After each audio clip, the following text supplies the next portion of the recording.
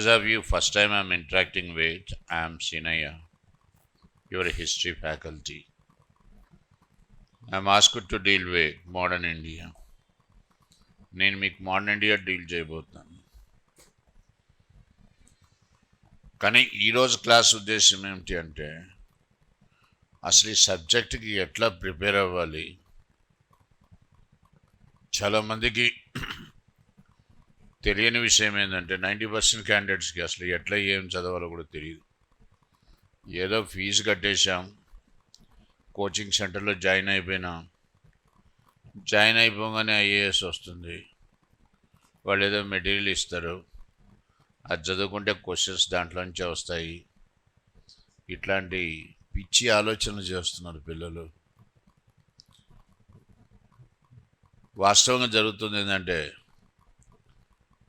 Civil service exam అనేది యూపీఎస్సికి coaching సెంటర్లకి మధ్య జరిగేటువంటి యుద్ధం. ఇది స్టూడెంట్స్కి కాదు. స్టూడెంట్స్ ఒక రకంగా అయితే బలిపశువులు అయిపోతున్నారు. కోచింగ్ సెంటర్లు ప్రకటనలు చేస్తున్నాయి, మా దగ్గర ఇన్ని ర్యాంకులు వచ్చాయి, మా దగ్గర ఇన్ని ర్యాంకులు వచ్చాయి, ఇంకొన్ని చోట అన్ని ర్యాంకులు వచ్చాయి. ఇదంతా శుద్ధ అబద్ధం. ఊరికే తొంగి చూసినా ర్యాంక్ వేసేస్తాడు. అటు పోతూ ఆర్టీసీ క్రాస్ రోడ్స్ కదా జంక్షన్, ఇది ఇక్కడ ఒక కోచింగ్ సెంటర్ ఉంది, అక్కడ ఒక కోచింగ్ సెంటర్ ఉంది. వాడు ఊరికే తొంగి చూశాడు అట్లా, అందుకని వాడు ఫోటో వేశాడు. వాడు తొంగి చూశాడు కాబట్టి, మా ఇన్స్టిట్యూట్లో తొంగి చూశాడు కాబట్టి వాడికి ఆ ర్యాంక్ వచ్చి, వాడు నేరుగా వెళ్ళిపోయింది రాదు కదా. ఇట్లా కూడా మాట్లాడుతున్నారు. అది లైటర్ సైడ్. సీరియస్ ప్రాబ్లం ఏమిటంటే కోచింగ్ సెంటర్లు చెప్పే దాని మీద యూపీఎస్సీ ఇవ్వదు. గుర్తుపెట్టుకో, యూపీఎస్సీ అడ్డంగా నరికేస్తుంది. వాళ్ళ విధానం ఏమిటి అంటే వాళ్ళు ఇచ్చే ప్రశ్నలకు ఏ కోచింగ్ సెంటర్లో కూడా రెడీమేడ్ సమాధానం ఉండకూడదు. నువ్వు బుర్ర పెట్టి ఆలోచించాలా, అప్పటికప్పుడు ఆన్సర్ ఫ్రేమ్ చేయాలా, నువ్వు దాన్ని ఆన్సర్ చేయాలా. ఏ కోచింగ్ సెంటర్ అయినా సరే మీకు రకరకాల వెబ్సైట్లు ఉన్నాయి, కోచింగ్ సెంటర్ల యొక్క మెటీరియల్స్ ఉన్నాయి, వాటి అన్ని చోట్ల చెప్తారు మా మెటీరియల్లో నుంచే వస్తున్నాయి క్వశ్చన్స్ అని. ఇది సత్యదూరమైనటువంటి స్టేట్మెంట్. ఇది యూపీఎస్సీ ఇచ్చేటువంటి ప్రశ్నలకు సమాధానాలు ఏ కోచింగ్ సెంటర్లోనూ దొరకవు. గుర్తుపెట్టుకున్న మాట విని. మరి ఇప్పుడు కోచింగ్ చేరాం కదా సార్, నేను ఫీజు కట్టి కోచింగ్ అంతా వృధానేనా? కోచింగ్ వృధా కాదు.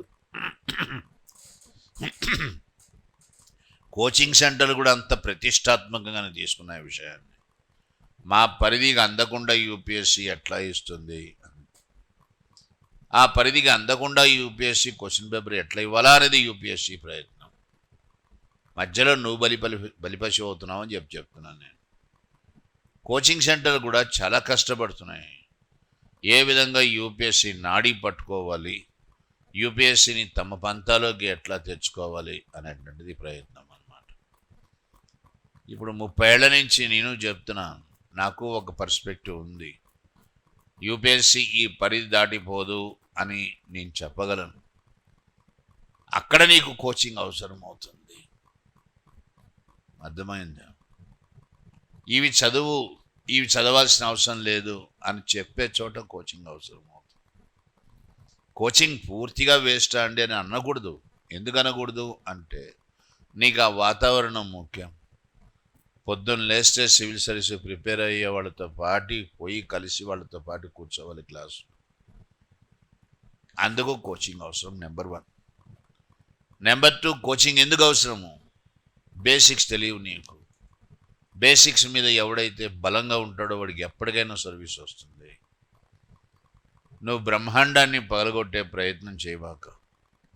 చాలామంది మీలో ఫ్రెండ్స్ కూడా ఉంటారు, ఈ మెటీరియల్ చదివావా, ఆ మెటీరియల్ చదివావా, అది కూడా చదివావా, ఇట్లా మాట్లాడేవాళ్ళు. వీళ్ళని చాలా దూరంగా పెట్టు. నువ్వు సివిల్స్ ప్రిపరేషన్లో ఫ్రెండ్ అంటూ ఎవడు లేడు నీకు. ఎవరిని నమ్మబాకు.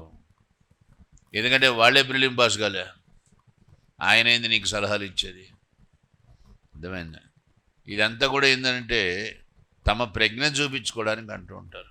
ఇక్కడే మీటింగ్లు జరుగుతుంటాయి అశోక్ నగర్లో. అశోక్ నగర్ సంస్కృతి అనేది చాలా భయంకరమైన సంస్కృతి. అశోక్ నగర్ అర్థమైందా? సివిల్స్కి కావాల్సింది తప్పించి అన్నీ మాట్లాడతారు. ఇక్కడే ఈ మెస్ హాల్స్లోనూ టిఫిన్ సెంటర్లలోనూ ఆ జంక్షన్లోనూ మీటింగ్లు ఉంటాయి. సాయంకాలం అయితే హోరీగా జరుగుతుంటాయి చర్చలు. వాడేం చెప్తాడు, వాడికేం తెలుసు పోగో, ఎవరి గురించి, ఫ్యాకల్టీ గురించి వాడు. అర్థమైందా? ఈయన చదివింది నేను ఇంత ఎన్సీఆర్టీ చదివాడు. నువ్వు ఎన్సీఆర్టీ చదివితే కళ్ళు నెత్తికెక్కేస్తే అర్థమైందా? అందుకే అంటాం సివిల్ సర్వీస్కి వచ్చేవాళ్ళు ఏమనుకుంటారంటే మేము ఐఏఎస్లు అయిపోయినాం అనుకుని అంటారు. తల బిరుసుతనం, పొగురుబోతనం, క్లాస్ జరుగుతుంటే మధ్యలో లేచి వెళ్ళిపోతుంటారు. మళ్ళీ వస్తారు ఒక 20 నిమిషాల తర్వాత, మళ్ళీ ఇంకో 10 నిమిషాలు కూర్చుంటాడు. ఆ స్థాయికి నువ్వు లేవన్నమాట. ఆయన స్థాయికి, ఫ్యాకల్టీ స్థాయి తక్కువ ఆయన స్థాయికి. అందుకని ఆయన మధ్యలో మళ్ళీ లేచిపోతూ ఉంటాడు. అందరూ చూసేటట్టే లేచిపోతాడు. ఎందుకంటే ఆయన పెద్ద ఇంటలెక్చువల్గా గుర్తింపు పొందాలి కాబట్టి మీ అందరి మధ్యలో. క్లాస్ చెప్తున్నప్పుడే మధ్యలో వెళ్ళిపోయినాడు రా పిస్తా ఏమో మహా అని అనిపించాలి. అందుకని వెళ్ళిపోతుంటాడు. ఇట్లాంటి జబ్బులన్నీ ఉంటాయి పిల్లలకి. తెలుసుకోవాలనే ప్రయత్నం చేయట్లేదు ఎవడు. ఇక్కడే సగం మంది కాదు 90% రాలిపోతారు. కాంపిటీషన్ అనేటువంటిది కేవలం 10 మంది మధ్యలోనే ఉంది. 10%, 90%కి అసలు ఏమీ తెలియదు. నట్స్ అంటాం మనం. నువ్వు ఆ 90%లో ఉండబాక. ముందు ఒక సంస్కారాన్ని అలవాటు చేసుకో. సివిల్ సర్వీస్ ఎగ్జామ్ అనేది మైండ్ గేమ్. ఇది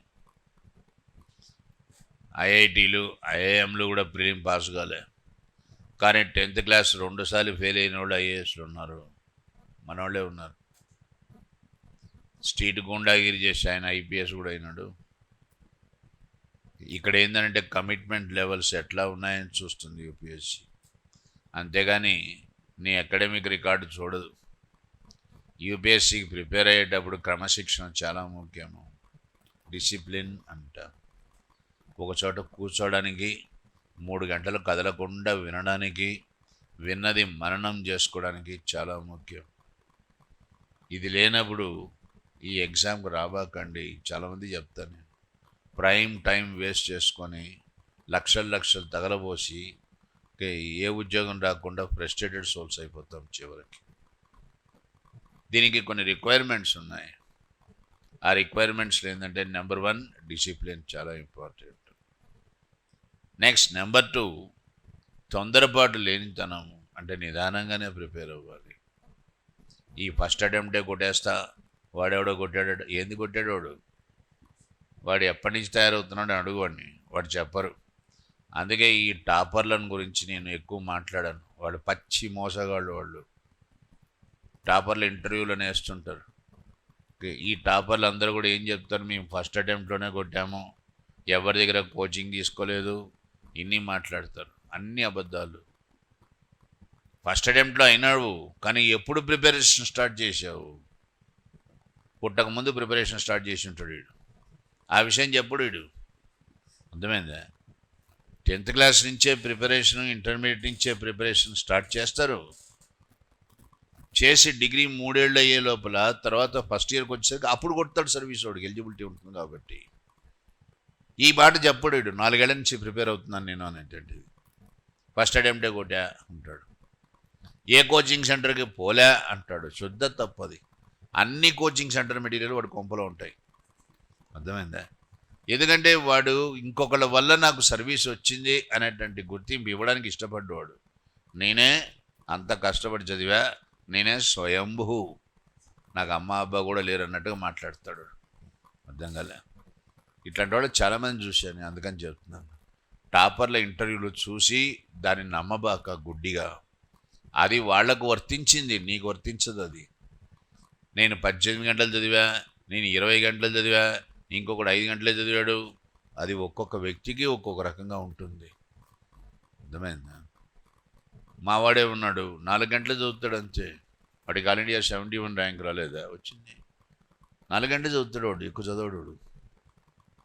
ఆ 4 గంటలు వేరే ప్రపంచంలో ఉన్నట్టు చదువుతాడు. హాయిగా సైకిల్ వేసుకొని తిరుగుతుంటాడు, అమ్మాయిలతో పోతాడు, సినిమాలకు పోతాడు, షికార్లు చేస్తాడు, అన్నీ చేస్తాడు వీడు. వాడికి రాలేదు ఐఏఎస్ వచ్చింది. ఇంకోటి ఉన్నాడు 24 గంటలు కూర్చొని ఉంటాడు లైబ్రరీలో, వాడు ప్రిలిమ్ కూడా పాస్ కాలే. అర్థం ఎందుకు పాస్ కావట్లేదు ఇదంతా అంటే అర్థం చేసుకోవాలనే తపన లేదు ముందు. నెంబర్ 1, క్లాస్లో చెప్పేటప్పుడు అర్థమైందా, అర్థమైనట్టే. కాకపోతే ఇంక రాడు ఆ క్లాస్కి, ఆ సబ్జెక్ట్ ముట్టుకోడు, పైగా టీచర్ని తిడతాడు. మళ్ళీ లోపాలు ఇవన్నీ కూడా. ఆసక్తి అనేది ఉండాలి. నాకేం తెలియదు, క్లాస్కి వచ్చేటప్పుడు తెలుసుకోవడానికి వస్తున్నా అనాలి. 33 ఏళ్ళ నుంచి టీచింగ్ చేస్తున్నాను. నాకు ఎవరైనా క్లాస్ చెప్తే అంటూ కూర్చొని వినాలని నా తపన. వినడానికి బాగా అలవాటు పడాలి. ఒక్కసారి బాగా వినడానికి అలవాటు పడ్డవాడికి ఇంకా మళ్ళీ చూడడు వాడు వెనక్కి తిరిగి. చనిపోయే వరకు కూడా అది పోదు, ఇంకా అది అట్లాగే ఉండిపోతుంది. ఈరోజు చెప్తున్నాను, నేను హిస్టరీ చదవాలని ఎప్పుడు అనుకోలేదు. నా ఫస్ట్ లవ్ ఫిజిక్స్. మా సార్ చెప్పిన పాఠాలు అట్లాగే ఉండిపోయినాయి మనసులో. కానీ నా దురదృష్టవశాత్తు ఆయన వెళ్ళిపోయినాడు, ట్రాన్స్ఫర్ అయిపోయి. అట్లాంటి టీచర్ మళ్ళీ రాలేదన్నమాట. ఇంకో టీచర్ తనడానికే వచ్చాడు క్లాస్కి, ఊరికే ధన్యవాడు కావాలని. దాంతో సబ్జెక్ట్ మీద ఇంట్రెస్టే పోయింది. అర్థమైందా? ఇద్దరు టీచర్లు, ఏ టీచర్ అయితే అంత ఇంట్రెస్ట్ రగిలించాడో నాలో, ఆ టీచర్ లేకపోవడం, ఉన్న ఇంట్రెస్ట్ని చంపేవాడు ఇంకొకడు. అర్థమైందా? ఇట్లా వస్తారు మీకు. ఇవన్నీ మనకి ఏంటంటే ఎందుకు చెప్తున్నానంటే ఇంట్రెస్ట్ అన్నమాట. దాని మీద నువ్వు కల్టివేట్ చేసుకున్నావు అనుకో, ప్రతి సబ్జెక్ట్ మీద నీకు ఇంట్రెస్ట్ ఉండాలి. అట్లా కాకుండా చాలామంది ఏం చేస్తున్నారంటే బోర్డ్ ఎగ్జామ్స్ టైప్లో, యూనివర్సిటీ ఎగ్జామ్స్ టైప్లో ఇట్లా ప్రిపేర్ అవుతాం, 5 క్వశ్చన్లు చెప్పబోయా, 5 దిగిపోవాలి అక్కడ, ఇదేమని మాట్లాడతారు. అడుగుతారు కూడా నన్ను. ఓకే, ముఖ్యంగా మెయిన్స్కి వెళ్ళే వాళ్ళు అడుగుతుంటారు, సార్ 5 క్వశ్చన్స్ ఓన్లీ, 5 చెప్పండి, సోదంతా ఎందుకు, ఇది మాకు టైం లేదు. ఈ 5 దిగుతాయా, ఇట్లాగే దిగుతాయా అంటాడు. ఏది దిగేది? 5 క్వశ్చన్లు దిగాల. ఇవి వస్తాయిరా, ఇవి చదువుకోవాలంటే మరుసటి వస్తాడు, ఈ 5 క్వశ్చన్లు ఇవి చెప్పావు కదా, చాలా థ్యాంక్స్. దీనికి మోడల్ ఆన్సర్, సమాధానం ఎట్లా రాయాలో కూడా నువ్వే రాయి, మోడల్ ఆన్సర్ రాసి. ఇక నువ్వేం చేస్తావు? ఇంతగా డిపెండ్ అయిపోయినాను. మీరు డిపెండెన్సీ ఎవరి మీద వద్దు, ఇన్స్టిట్యూషన్ మీద కూడా వద్దు. నేను అది చెప్తున్నాను నీకు. బుద్ధుడు అంటాడు ఆనందుడితో, బుద్ధుడికి ఫేవరెట్ శిష్యుడు ఆనందుడు. ఒరే ఆనంద, అత్యున్నత స్థాయికి రావాలంటే నువ్వు అదైపోవాలా. నువ్వు అదైపోవాలా అంటే అర్థమైంది, అంతగా నీకు ఇన్వాల్వ్మెంట్ ఉండాలా. నాకు తెలీదు, తెలుసుకోవడానికే వచ్చా అంతే. నాకు సివిల్ సర్వీస్ వద్దు, నాకు ఐఏఎస్ వద్దయా, నాకు ఐఏఎస్ వద్దు, ఐపీఎస్ వద్దు, ఐఆర్ఎస్ వద్దు, కానీ దీని అంతేదో చూస్తా. ఏమిటి తెలియకుండా నాకు ఉండిపోయింది అనేటువంటిది నేను తెలుసుకోవడానికే వచ్చాను అనేవాడు ఖచ్చితంగా సర్వీస్ కొట్టి తీరుతాడు. ఏమి చదవాలో తెలీదు, ఏం చదవకూడదో తెలీదు, పిచ్చిగా చదువుతూనే ఉంటాడు ఒకడు, వాడు ఎప్పటికీ అక్కడే మిగిలిపోతాడు. కష్టం అనేది తెలియకుండా ప్రిపేర్ అవ్వాలి సివిల్స్లో, ఇష్టపడి ప్రిపేర్ అవ్వాలి. అది ఎట్లా ప్రిపేర్ అవుతామంటే మనం చదివే దాని మీద మనకు ఇష్టం ఉండాలా, తెలుసుకోవాలా అనేటాడు. ఏడుస్తూ పుస్తకం తీస్తాడు, ఎన్సీఆర్టీ ముందు ఒకటి తీస్తాడు, ఓ నాయన ఇది ఇంతలా ఉంది, ఒక పేజీ చేస్తాడు, తర్వాత లాస్ట్ పేజీ ఎంత ఉన్నదో చూస్తాడు, ఇన్ని చదవాలా, ఇన్ని పేజీలు, దీంట్లో ఇంపార్టెంట్ చాప్టర్స్ ఏమైనా ఉన్నాయా, ఆ ఇంపార్టెంట్ చాప్టర్స్ పెట్టించి అవే చదువుతా అంటాడు. నువ్వు సరస్వతితో ఇట్లా బేరం ఆడుతావు, లక్ష్మి సులభంగా వస్తుంది, సరస్వతి రాదు. ఒక బార్ షాప్ పెట్టుకున్నా కోట్లకు అధిపతి అయిపోతావు, రెస్టారెంట్లు పెట్టుకున్నా అయిపోతాయి, కానీ పాండిత్యం అంత సులభంగా రాదు తండ్రి. సరస్వతి నీలో అంకిత భావాన్నే చూస్తుంది, అందరికీ వస్తుంది, ఆ పాండిత్యం రాదు. అందరు ఇచ్చేయవచ్చు, అవకాశం ఉంది. కాబట్టి ఇక్కడ కావాల్సింది ఏంటంటే ఆసక్తి. నాకేమీ తెలీదు, తెలుసుకోవడానికి వచ్చా నేను. చెప్పా కదా, 10వ క్లాసు 10th క్లాసు 2 సార్లు ఫెయిల్ అయినాడు ఆయన ఐఏఎస్. నీ లైఫ్లో కూడా ఒక టైం వస్తుంది, రోజు చాలు గడిపిన జీవితం దరిద్రంగా గడిపాను, ఎక్కడ గుర్తింపు లేని జీవితం గడిపాను. ఇంకా నాకు వద్దు, ఈ రోజు నుంచి నేను మారాను, నేనేందో నేను రుజువు చేస్తా అని నువ్వు ఎప్పుడైతే అనుకుంటావో ఆ రోజు నిన్ను ఎవడు ఆపలేడు. ఈ రియలైజేషన్ రావడం సమస్య. ఎంత తొందరగా వస్తే అంత మంచి జీవితం. కాబట్టి it is a mind game, గుర్తుపెట్టుకోండి. నీ కమిట్మెంట్ లెవెల్ ఎంతవరకు ఉంది. ఇది మిగిలిన ఎగ్జామ్స్ లాగా కాదు. యూనివర్సిటీ ఎగ్జామ్స్లోనూ డిగ్రీ ఎగ్జామ్స్లోనూ వాళ్ళు మనకు ప్రశ్నలు ముందే కూడా చెప్పేస్తుంటారు. ఇవే ప్రశ్నలు, ఇవే సమాధానాలు చదువుకున్నాండి, క్వశ్చన్లు దాంట్లో నుంచే వస్తాయి, అందరం పిడికొట్టి సమాధానాలని అవే రాస్తాము, మార్కులు భయంకరంగా పడిపోతుంటాయి. ఇప్పుడు మీలో నాకు తెలిసి థర్డ్ క్లాస్ స్టూడెంట్ ఎవడు లేడు నాకు తెలుసు.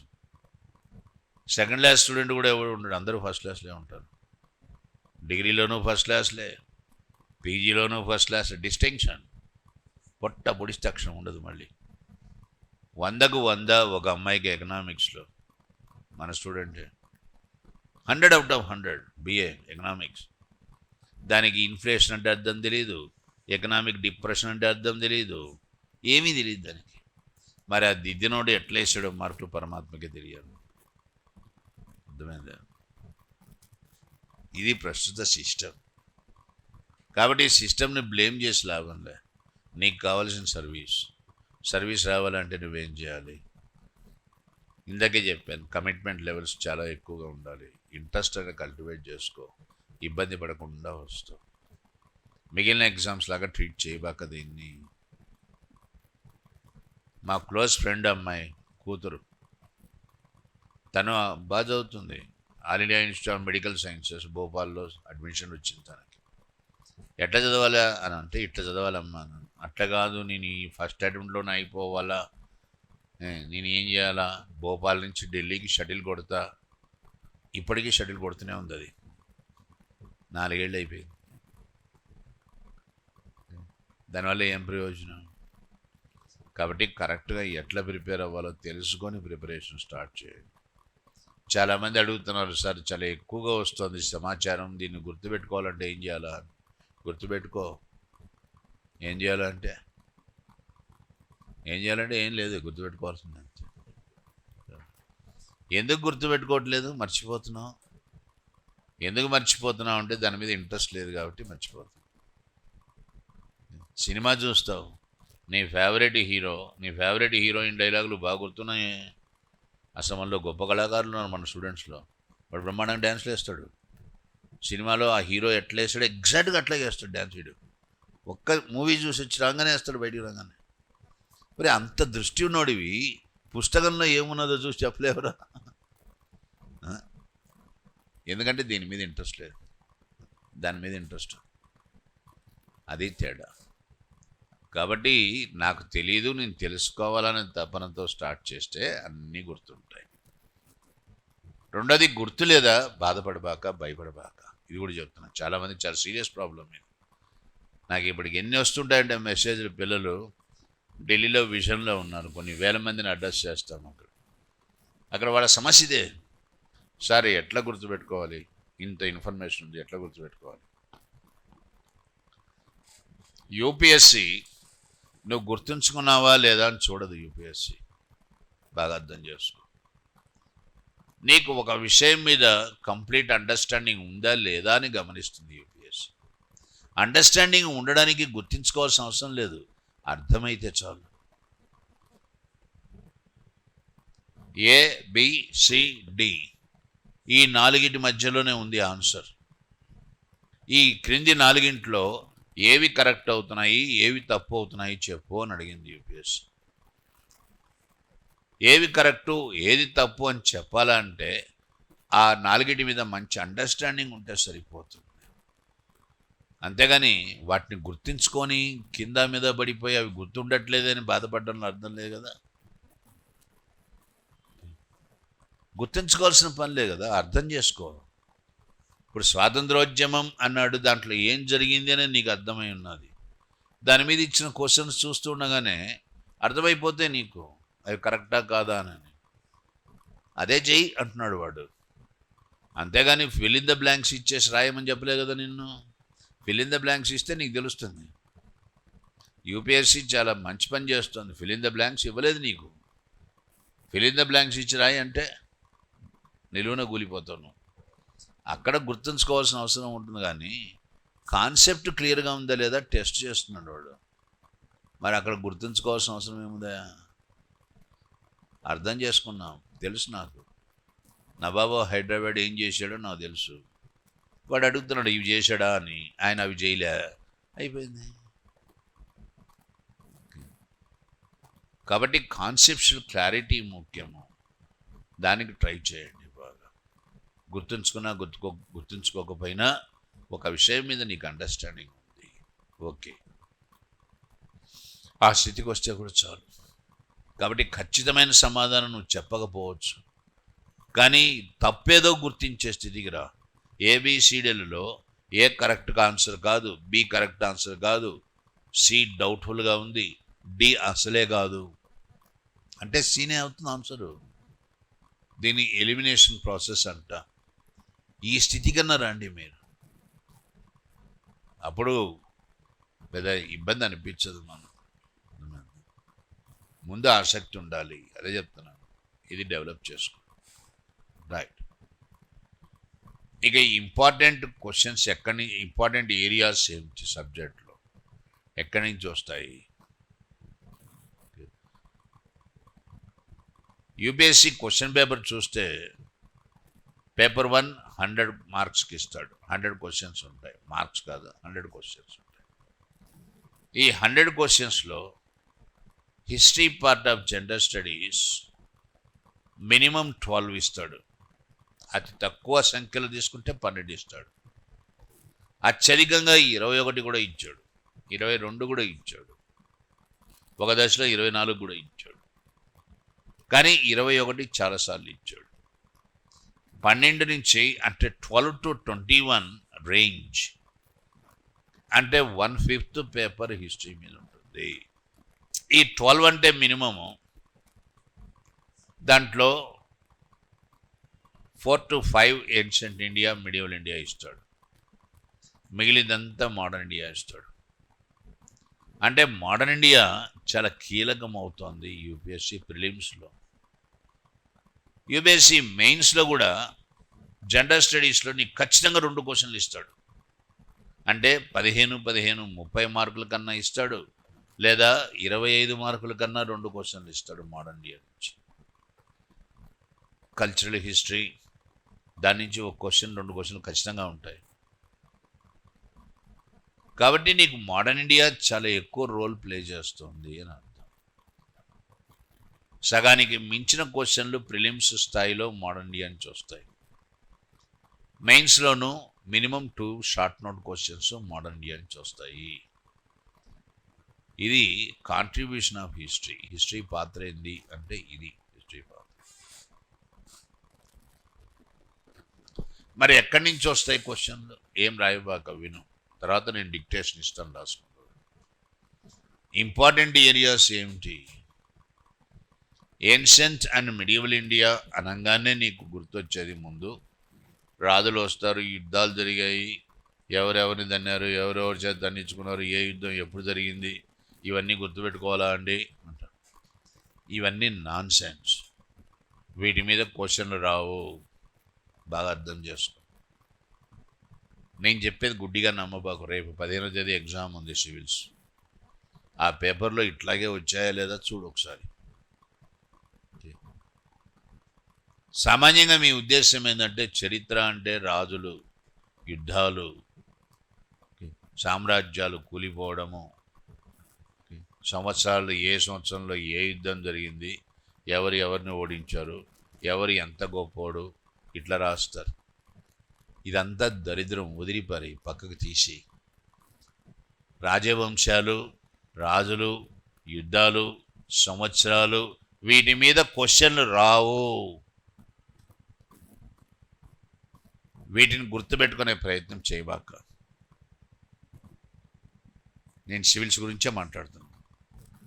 సివిల్స్ సర్వీస్ స్థాయిలో యుద్ధాల మీద, సంఘటనల మీద, రాజుల మీద, సామ్రాజ్యాల మీద, సంవత్సరాల మీద క్వశ్చన్లు ఇవ్వడు.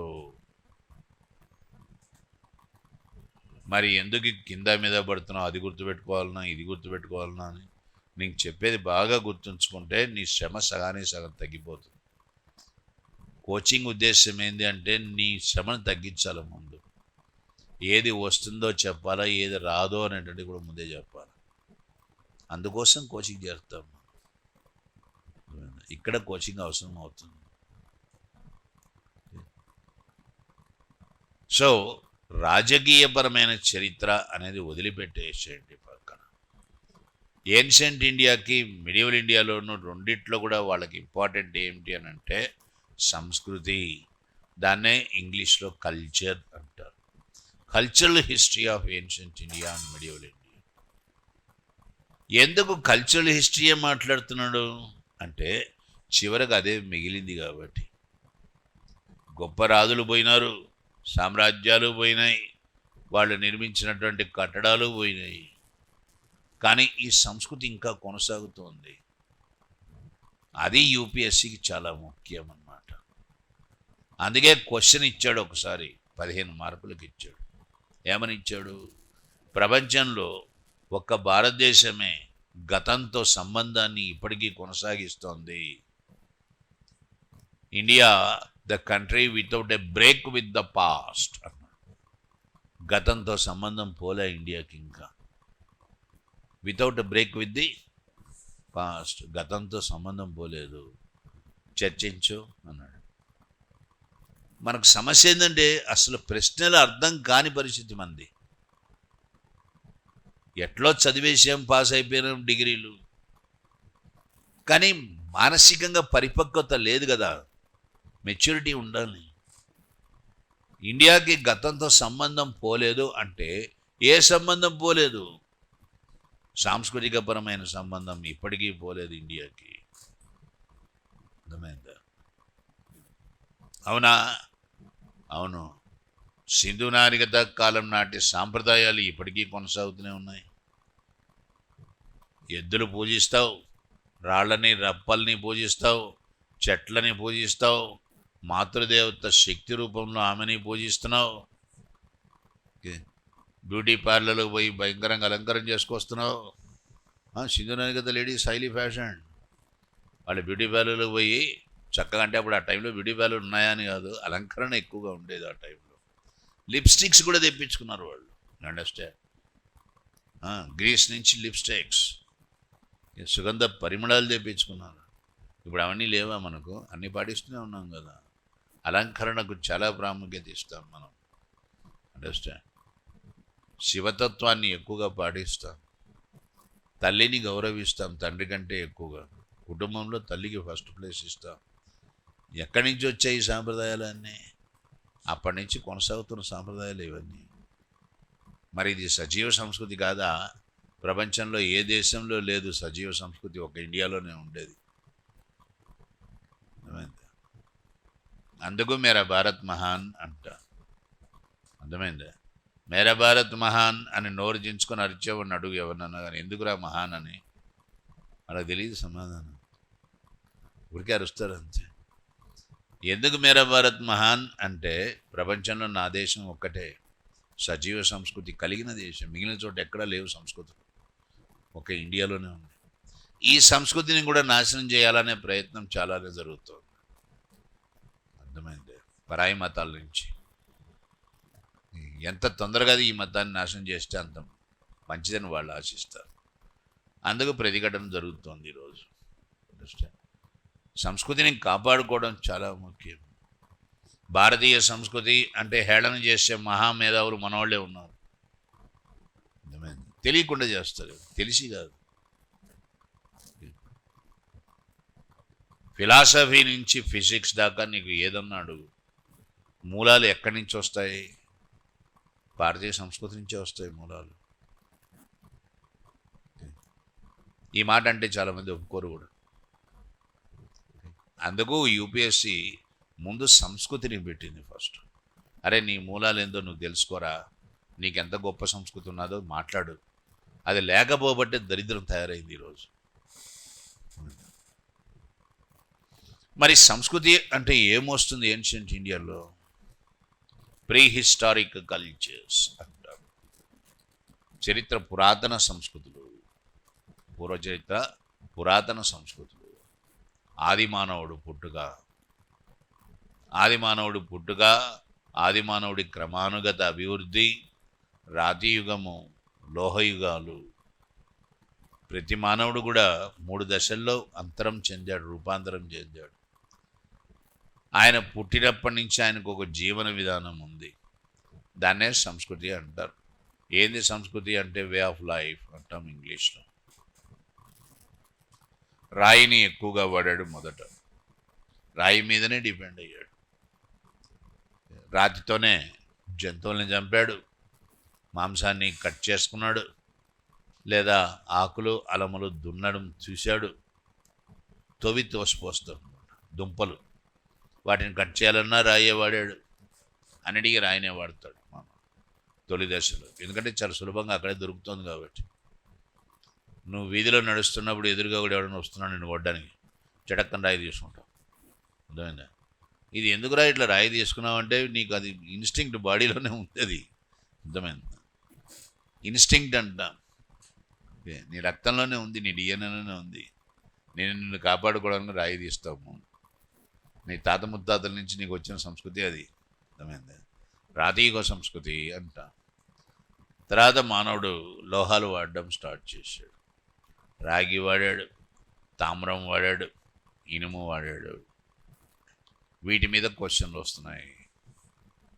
సింధు నాగరికత మీద క్వశ్చన్స్ ఇస్తాడు, చాలా ముఖ్యం అన్నమాట. యూపీఎస్సీ ఎగ్జామ్లో సింధు నాగరికత, వేద నాగరికత మీద క్వశ్చన్ లేకుండా పేపర్ ఇవ్వడు సామాన్యంగా.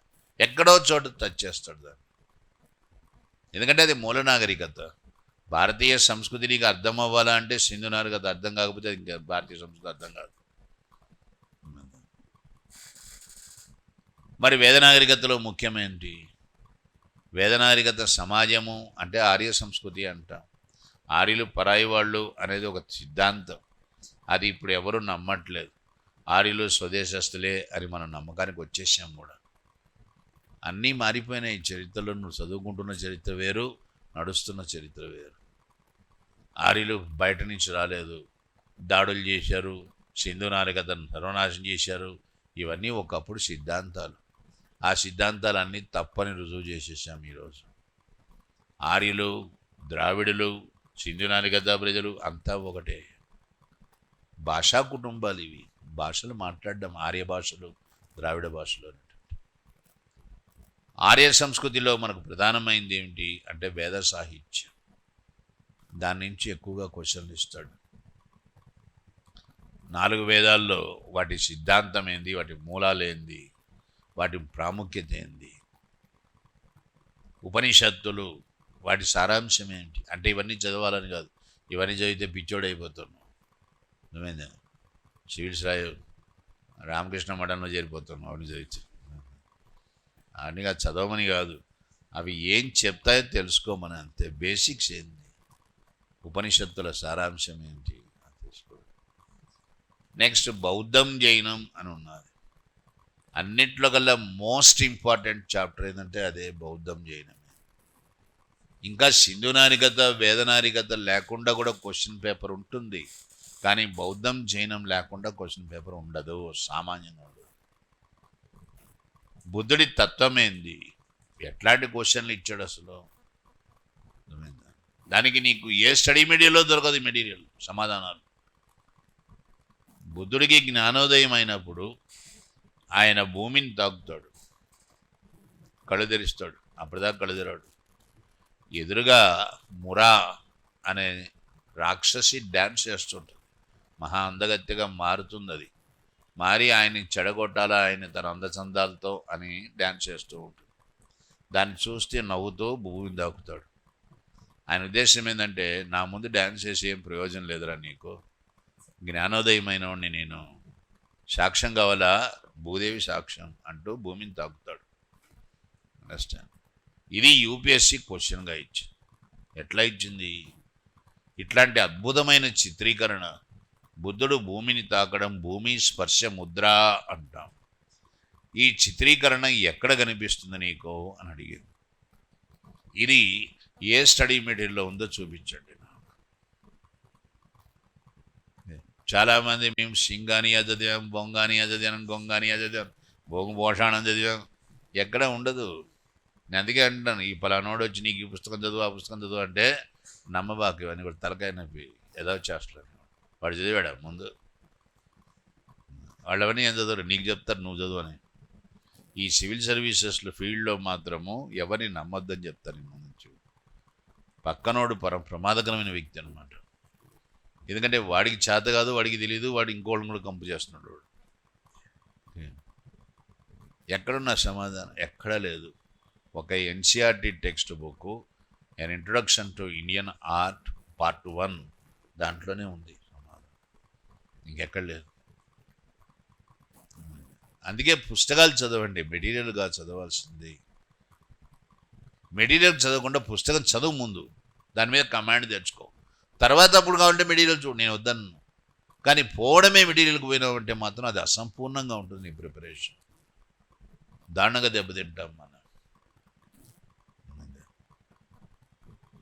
సో బౌద్ధం, బుద్ధుని తత్వము, బౌద్ధం యొక్క కాంట్రిబ్యూషన్ ఏమిటి? Cultural contribution.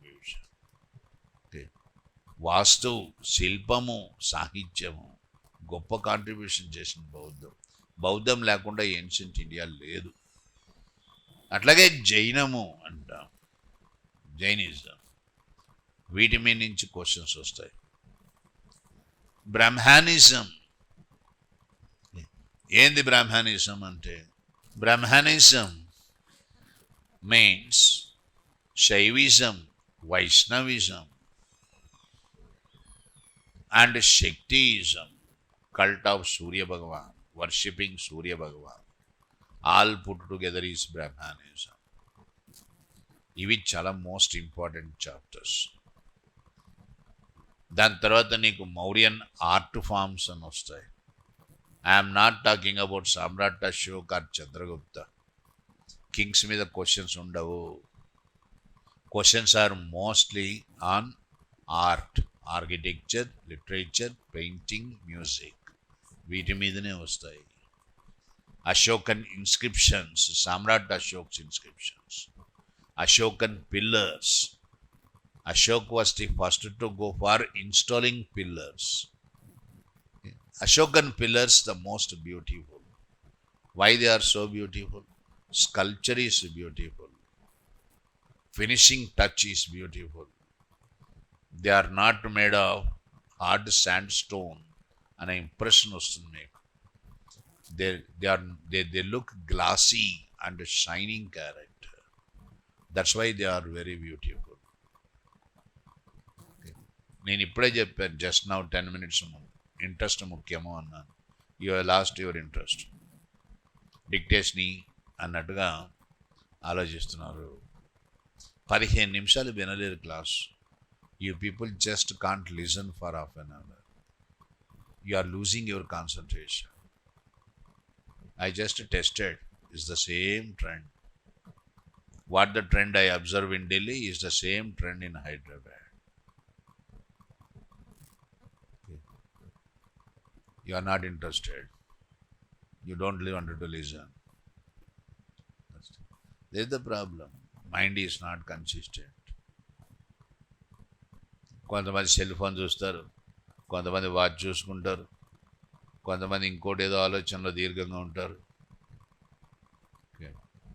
Where are you concentrating? The whole problem is that only. Correct it. I am not discouraging. I am only warning you where you are going wrong. Right? So, ancient medieval history, it is not about kings and it's not about dynastic wars. Samrat Ashok, greatest undoubtedly, but UPSC had not given a question. UPSC gave a question on Ashokan inscriptions, Mauryan art forms, but not on Ashok. Similarly, Guptas, you have heard of Samudragupta, Chandragupta, Kumaragupta, Skandagupta, like that. No question on Guptas. They gave a question on a prostitute, Vasanta Sena, in the drama Mrichakatikam, written by Shudraka. That drama is very important for UPSC than Gupta dynasty. Shudraka wrote a drama, fantastic drama, Richagadikam, the story of a prostitute called Vasanta Sena. She falls in love with a Brahmin, Charudat. Charudat Brahmin. Brahmin had fallen for the charms of Vasant Sena, prostitute. Okay. Gupta society, very cruel society. There are Kuladharmas. You prostitute, you had fallen for a Brahmin. Prostitute dharma is to entertain everyone. She should not remain loyal to one. She was forced to go back to prostitution. Vasant Sena. Charudat, he was punished. You Brahmin, you are after a prostitute. Punishment. Fantastic theme, lovely theme taken by Shudraka. That drama asked twice. So what is important for UPSC? Samudragupta or drama of Vishakadat, the drama of Shudraka? This drama is very important because that talks about society, Gupta society. That's why I am telling you only cultural history. Take a note. Important chapters. Important chapters for Gender Studies Prelims History. Important chapters for history. Important chapters for history. Gender Studies Prelims, GS Prelims. This is the topic. Then kinda subheading Ancient India. Number 1. Prehistoric cultures. Prehistoric cultures. Prehistoric, P-R-E, historic, H-I-S-T-O-R-I-C. Prehistoric cultures. Underline the chapter. Prehistoric cultures within brackets. Stone Age cultures. Rati Yuga Samskutulu. Stone Age cultures within brackets. Stone Age cultures and Metal Age cultures. Metal. Stone Age cultures. Next, Metal Age cultures.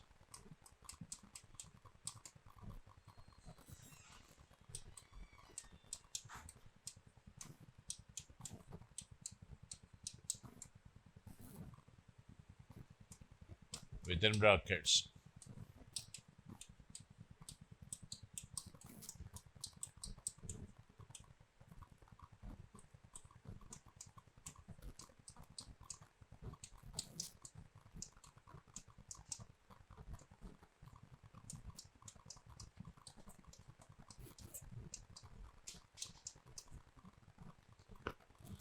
Chalcolithic Age, Bronze Age, and Iron Age cultures. Next, third chapter. Indus Valley Civilization.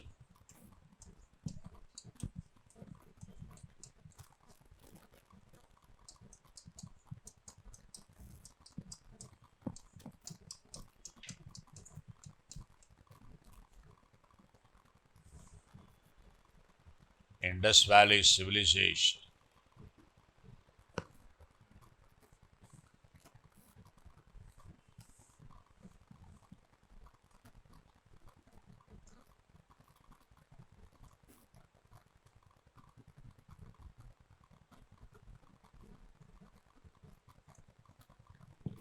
Indus Valley Civilization.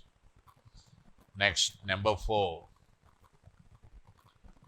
Vedic Civilization.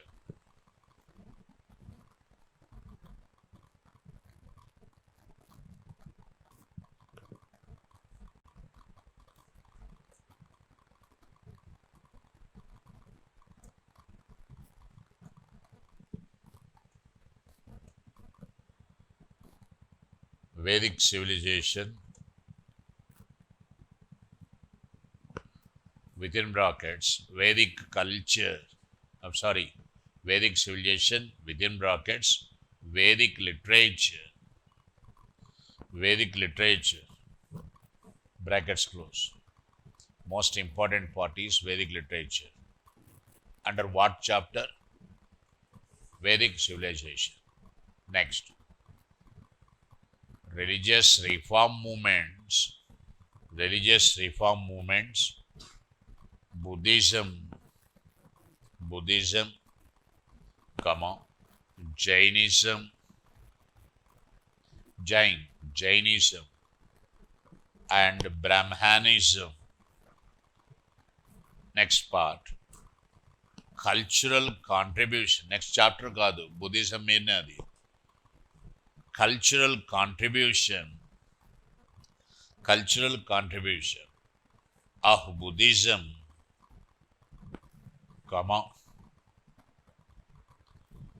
Gandhara, Gandhara, Gandhara, Mathura, and Amaravati.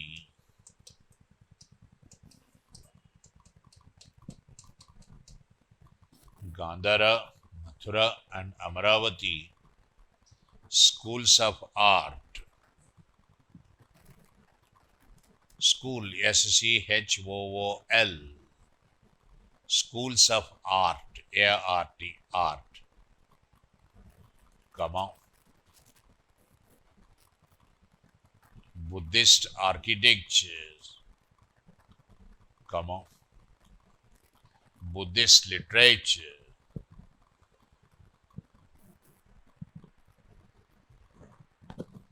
And Buddhist philosophy. Are you understanding?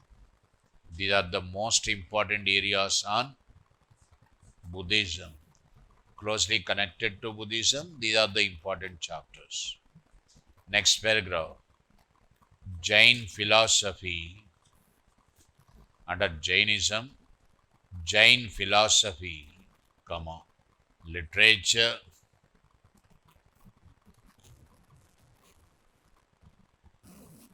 Jain art and architecture.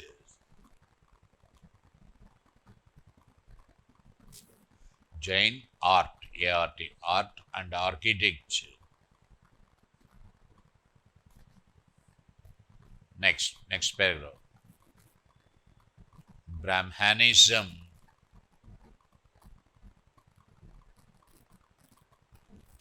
within brackets. Shaivism,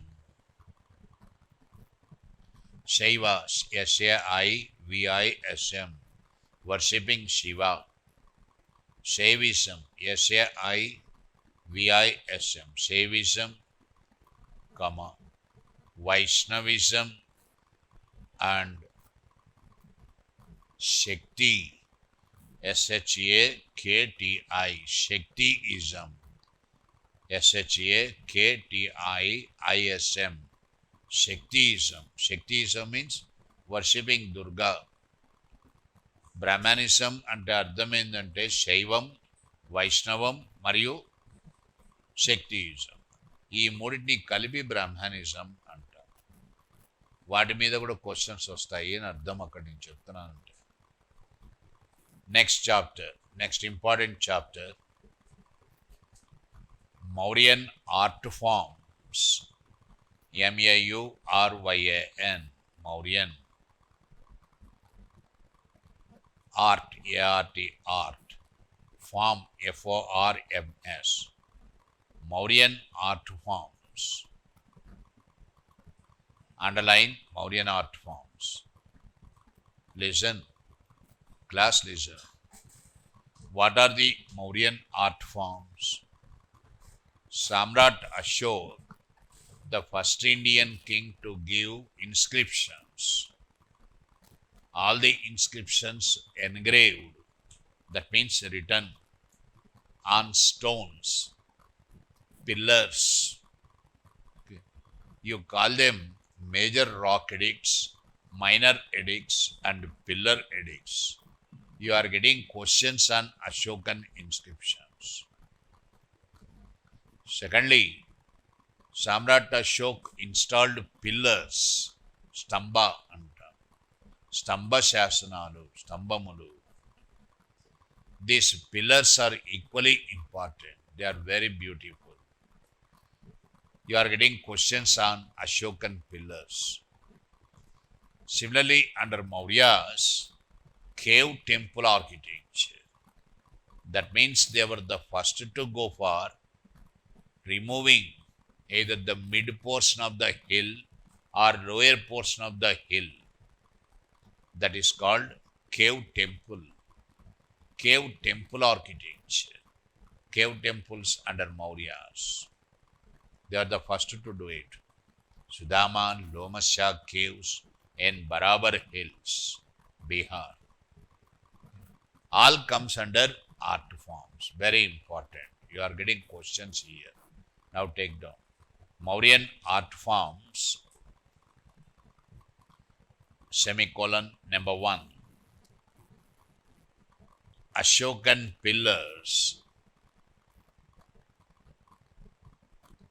Samrat Ashok's pillar. Pillar. Ashokan pillars. అశోకుడి స్తంభాలు. Problem ఏంటంటే నేను తెలుగులో చెప్తే చాలామందికి అర్థమవుతుంది. ఇప్పుడే notice వచ్చింది, మేమంతా ఇంగ్లీష్లో పుట్టి పెరిగిన వాళ్ళు ఉన్నాం ఇక్కడ అని. అటు ఇంగ్లీష్ రాదు, ఇటు తెలుగు రాదు. సస్తున్నాం చెప్పాలంటే కరెక్ట్గా. తెలుగు రాదు, కరెక్ట్ అయిన మంచి గ్రాంధికమైన తెలుగులో చెప్తే వీళ్ళు తెలుగు కూడా రాయలేరు. ఎట్లా చెప్పు? Problem is communication is getting really a difficult problem. Particularly in history, ancient India is completely Sanskrit. Medieval completely Persian. Modern completely English. ఈ మూడు ఏవి రావు. పదాలకు అర్థాలు తెలీదు, స్పెల్లింగులతో సహా చెప్పాలా, రాయాల బోర్డు మీద. ఇంతగా పడిపోయింది స్టాండర్డ్ అనమాట. నేను నిన్నట్లేదు, అక్కడ ఇంకా దరిద్రం. అండర్స్టాండ్? అందుకు ముందు మనం ఆలోచించుకోవాలి, మనం సివిల్ సర్వీస్ ట్రాక్లో ఉన్నామా లేదా అని. కొంచెం డెవలప్ చేయండి లాంగ్వేజ్ అని. ఇంగ్లీష్ కంపల్సరీ మీకు. ప్రాబ్లం ఏంటంటే ఇంగ్లీష్లో చెప్పాలని నాకు ఇష్టం కూడా ఇంగ్లీష్లో చెప్పడం, కానీ చెప్తే అర్థం కాదు చాలామందికి. అందుకే తెలుగులోకి వస్తా. తెలుగులో రాగానే తెలుగు వద్దు, మేమంతా ఇంగ్లీష్లోనే పెట్టామనే వాళ్ళు ఉన్నారు. మరి అట్లానే ఇంగ్లీష్లో రాస్తారా? అది రాయరు, అది రాదు, ఇది రాదు. పిల్లర్స్ అంటే కూడా తెలియదు, స్తంభములు. ఏం చెప్పాలి చెప్పు? Ashokan pillars. Next Ashokan inscriptions. After that Ashokan pillars. Next Mauryan pottery. Mauryan, Mauryan. Pottery, Pottery. కుండలు తయారు చేయడము. Mauryan pottery, very artistic pottery they made. Next, Mauryan sculpture. Mauryan sculpture. Sculpture అంటే శిల్పం. Next, Mauryan cave temple architecture. Cave, C-A-V-E, cave. Temple architecture. Caves అంటే గుహాలయాలు. కొండ మధ్యలోంచి తొలచి దాన్ని గుహగా చేస్తాడు. గుహ లోపల ప్లాస్టరింగ్ చేస్తాడు, దాన్ని ఒక ఆలయంగా మారుస్తాడు. దాన్ని కేవ్ టెంపుల్ అంటారు. CAVE, cave temple. Mauryan cave temple architecture. ఇవి important under Mauryas. Now listen. In India, Tamilians had a very rich literary tradition. That Tamil literary tradition is called Sangam age. Sangam literally means two rivers confluencing each other. రెండు నదులు ఒకదానితో ఒకటి కలిసేది Sangam. Confluencing point of two rivers is called Sangam. Different scholars and poets from different parts of South India, they used to assemble. వాళ్ళందరూ సమావేశం అవుతారు at Madurai in Tamil Nadu.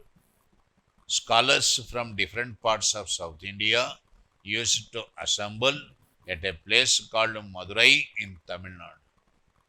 There they composed vast mass of literature. గొప్ప సాహిత్యాన్ని సమకూర్చారు. దాన్నే తమిళ సాహిత్యం అంటారు లేదా సంగమ సాహిత్యం అంటారు. 3 సమావేశాలు జరుగుతాయి. 3 సంగమ్స్. In all these 3 sangams, there's a vast mass of literature composed. From examination point of view, that literature is very important. Take down. Next chapter, Tamil Sangam literature. Tamil, T-A-M-I-L, Sangam, S-A-N-G-A-M, literature. Tamil Sangam literature. Underline that. Important texts. Within brackets, important text, T-E-X-T, text. Important texts of the literature.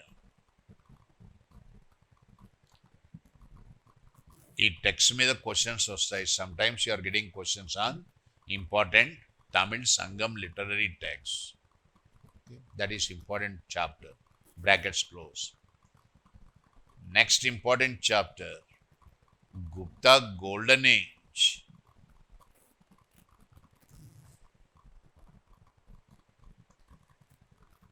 Now listen.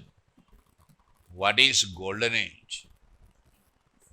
Generally, people are telling golden age means gold coins were minted.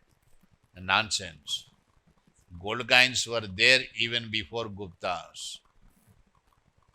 Why you call the Guptas times 2nd century AD to 4th century AD? AD after the Jesus birth. AD. Before Jesus birth, you call it as BC, before Christ. 2nd century AD to 4th century AD, for 200 years, you call it Gupta age. That age called as a golden age. Golden age because India had seen remarkable progress. A progress of that type never seen before and never after. అంతకు ముందు లేదు, తర్వాత రాలేదు. అంత గొప్ప ప్రగతి వచ్చింది. ఏ రంగంలో తీసుకున్నా ఊహించని ప్రగతి. Remarkable progress in every aspect of the progress in the real sense of the word.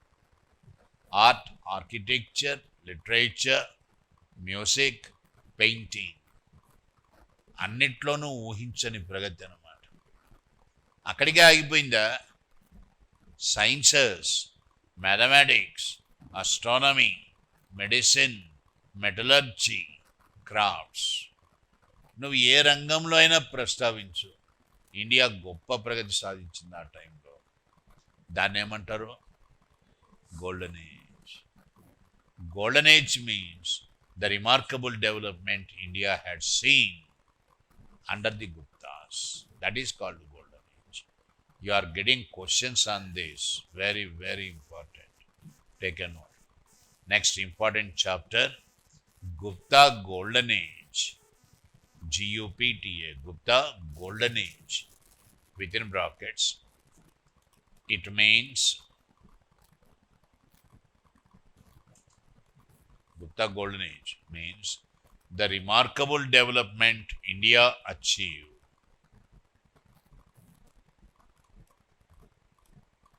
Remarkable development India achieved under the Guptas in art, architecture, literature,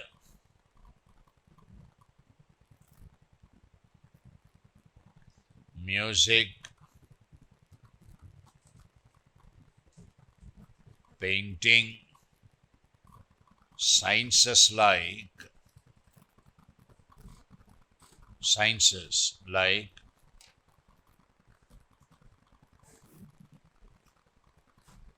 mathematics, maths,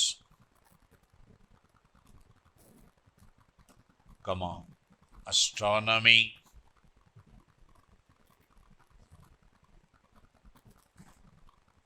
medicine,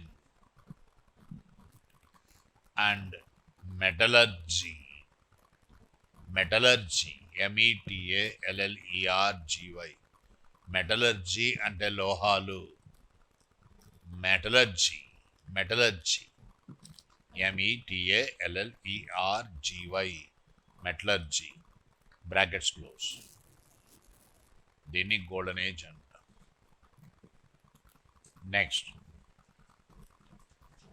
next important chapter cultural contribution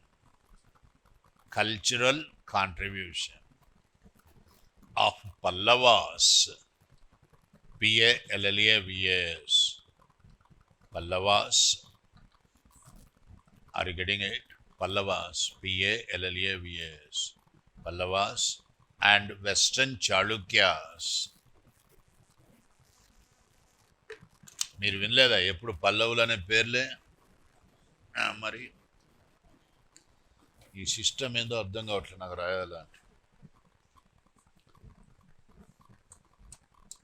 Pallava PALLAVAS and Western Chalukya CHALUKYAS. ముందు మీరంతా తెలుగు మీడియంలో పుస్తకాలు చదవండి.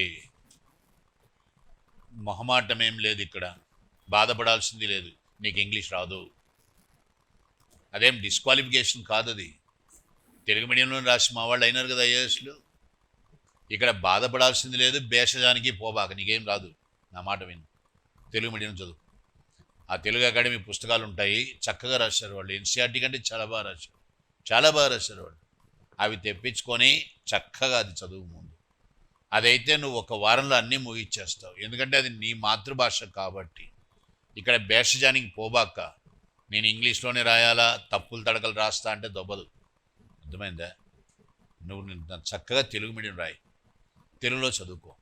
అది చదివిన తర్వాత ఎన్సీఆర్టీకి రా, అప్పుడు ఇంకా బాగా నీకు ఆ వంట పడుతుంది సబ్జెక్ట్ అనేటువంటి. ఇక్కడ భేషజం లేదు, సిగ్గుపడాల్సిన విషయం అంతకన్నా లేదు. క్లాస్లో ఒక్క ముక్క ఇంగ్లీష్లో రాయలేనప్పుడు ఎందుకు కూర్చుంటావు చెప్పు? ఇంగ్లీష్లో రాయలేవు, ఏది అది తెలియటంలే, అర్థం కాదు. అర్థం కానప్పుడు అర్థమయ్యేటట్టు తీరులోకి వెళ్ళండి దయచేసి. కొంతమంది అటు ఎస్ఎస్ రాసిస్తున్నారు, దిద్దండి అంటే దిద్దుతా నేను, కానీ ఒక్క సెంటెన్స్ కరెక్ట్గా లేదు నీది. ఎవరిని ఇంప్రెస్ చేయడానికి ఇంగ్లీష్ రాస్తావు నువ్వు? ఇవన్నీ కొన్ని రుగ్మతలు ఉన్నాయి మీకు, అవన్నీ పక్కన తీసేయండి. సివిల్ సర్వీస్కి ఎగ్జామ్కి వెళ్ళేటప్పుడు మనకు సిగ్గు ఉండకూడదు, శరము ఉండకూడదు, భేషజము ఉండకూడదు. ఎగ్జామ్ పోతున్నాం, అది కెరీర్కి సంబంధించిన సమస్య కాబట్టి నీ సమస్య ఏందో నీకు తెలుసు, ఎక్కడ కించపరచాల్సిన విషయం కాదు. అది బాగా అర్థం చేసుకోండి. Okay, right down. Culture contribution of Pallavas and western Chalukyas. Okay, next chapter, give the subheading.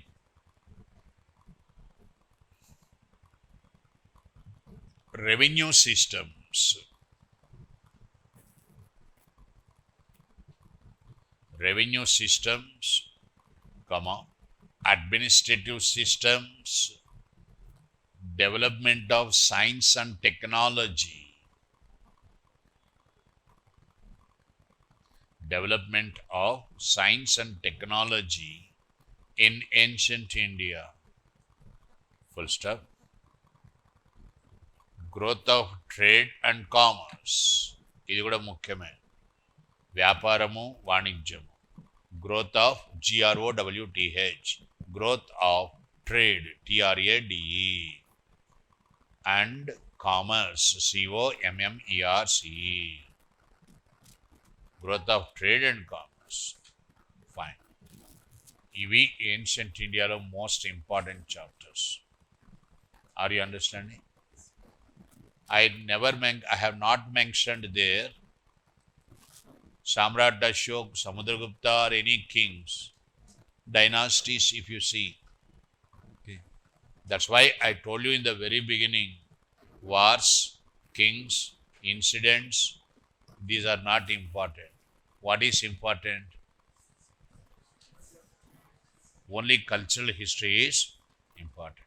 Cultural history means these are the areas under cultural history.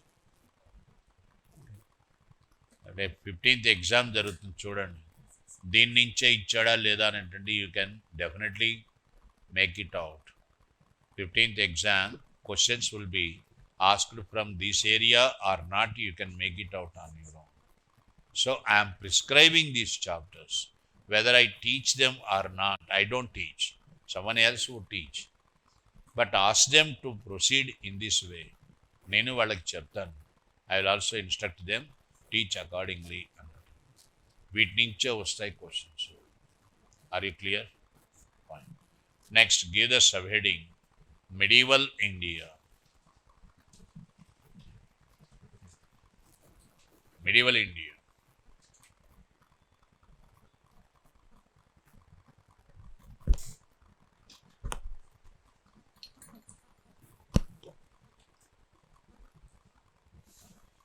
Now listen.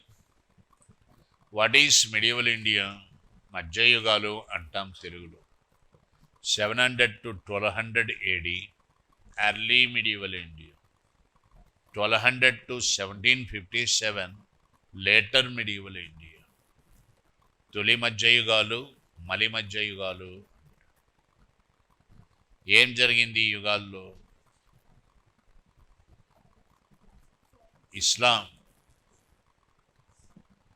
ఇస్లాం ఇండియాలోకి ప్రవేశించింది.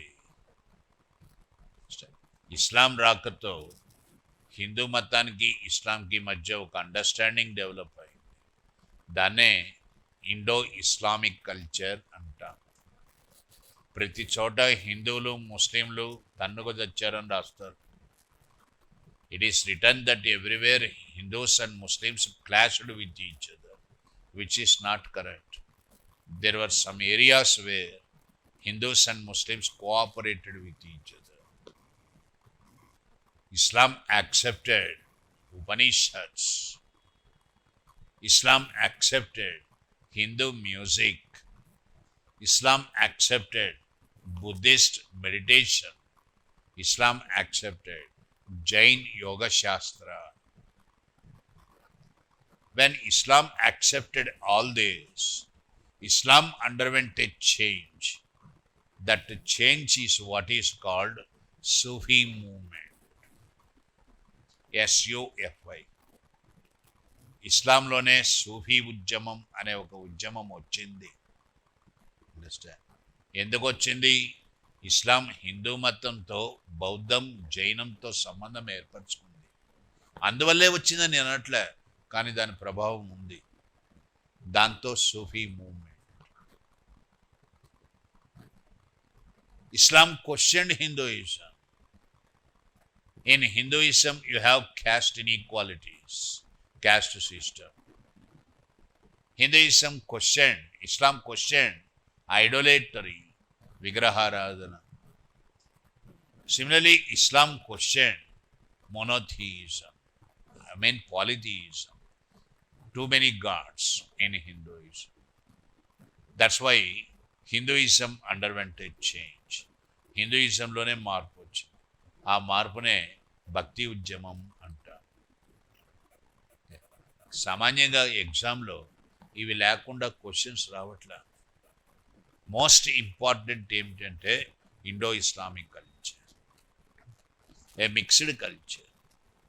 వాళ్ళ సాంప్రదాయాలను వీళ్ళు ఒప్పుకున్నారు, వీళ్ళ సాంప్రదాయాలను వాళ్ళు ఒప్పుకున్నారు. అట్లా వాస్తు కన్స్ట్రక్షన్స్లోనూ వచ్చింది చేంజ్. సంగీతంలో వచ్చింది. హిందుస్థానీ మ్యూజిక్, ఇది కంప్లీట్లీ ఇస్లాం ప్రభావంతో ఉంటుంది. Carnatic music, native Indian music tradition. Classical dances, నీకు 7 క్లాసికల్ డాన్సెస్ ఉన్నాయి. సంగీత నాటక అకాడమీ యాక్సెప్ట్ చేసిన 7 క్లాసికల్ డాన్సెస్. వీటి మీద క్వశ్చన్స్ వస్తాయి. అండర్స్టాండ్. ఇవేవి నీకు అర్థం కావట్లేదు అంటే నేను చేయలేను, నువ్వు చదువుకోవాలి. ఇవన్నీ కూడా క్లాస్లో చెప్తారు, విను. Understand. Sangeet Natak academy describing 7 classical dances. Painting, what that developed in medieval times. Last మెయిన్స్లో ఏమడిగాడు చూసారా? భాషలు డెవలప్ అయిన తీరు, the development of local languages in medieval India. That's a question for 15 marks. 15 మార్కులు అడిగాడు ఆ క్వశ్చన్. నేను చెప్పగలను నీకు ఏ ఏరియాస్ నుంచి వస్తాయి క్వశ్చన్స్ అని, కానీ నువ్వు చదివి దాన్ని ఆన్సర్ చేసే స్థితిలో లేకపోతే ఇంకేం ప్రయోజనం చెప్పు. అందుకో నేను అంటుంది, నిరుత్సాహపరచట్లే, కానీ నీలో డెవలప్మెంట్ చాలా అవసరం. మిగిలిన గ్రూప్ 2 ఎగ్జామ్ టైప్లో బిట్లు చెప్పమని చెప్పి కూర్చోబాక క్లాస్లో. అట్లయితే నేను రానని కూడా చెప్పాను కూడా వాళ్ళకి. నా అవసరం లేదు, ఎవరైనా చెప్తారు. Take a note. Medieval India important chapters. Number 1, Indo-Islamic culture. Indo-Islamic culture. Under Indo-Islamic culture, number 1, Bhakti movement. Number 2, Sufi movement. SUFI. Sufi movement. Bhakti movement, Sufi movement. Next, number 3, Indo-Islamic architecture. Indo-Islamic architecture. Next, music. Sangeetam, music within brackets. Carnatic. CARNATIC.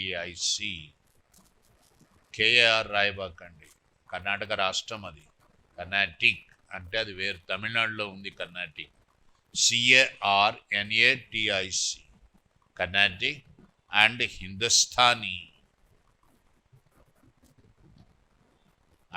Hindustani. Music traditions.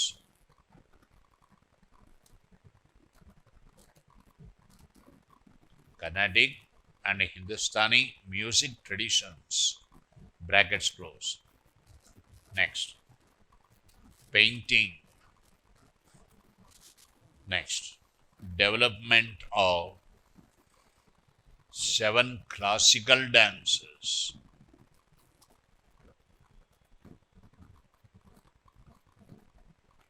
7 classical, CLASSICAL, ప్రాచీన నాట్య పద్ధతులు, classical dances. Next, development of local language. Development of local language and literature.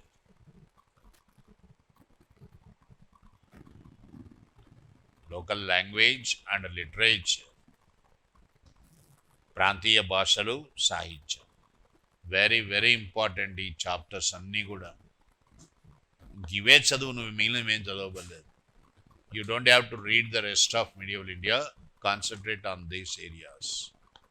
Next important chapter, cultural development. ఎంతసేపు కల్చరే, ఇంకేముండదు అక్కడ. Cultural development under the Chola, CHOLAS, Cholas and Vijayanagar rulers. Vijayanagar rulers, RULER. Cultural development under Cholas and Vijayanagar rulers. Next paragraph. Revenue systems, administrative systems and development of science and technology. Development of science and technology in medieval India. Growth of trade and commerce. Growth, GROWTH. Growth of trade, TRAD. Trade and commerce, COMMERCE. Growth of trade and commerce, వాణిజ్యము వ్యాపారం, trade and commerce. Bus, that's all. ఇంతే.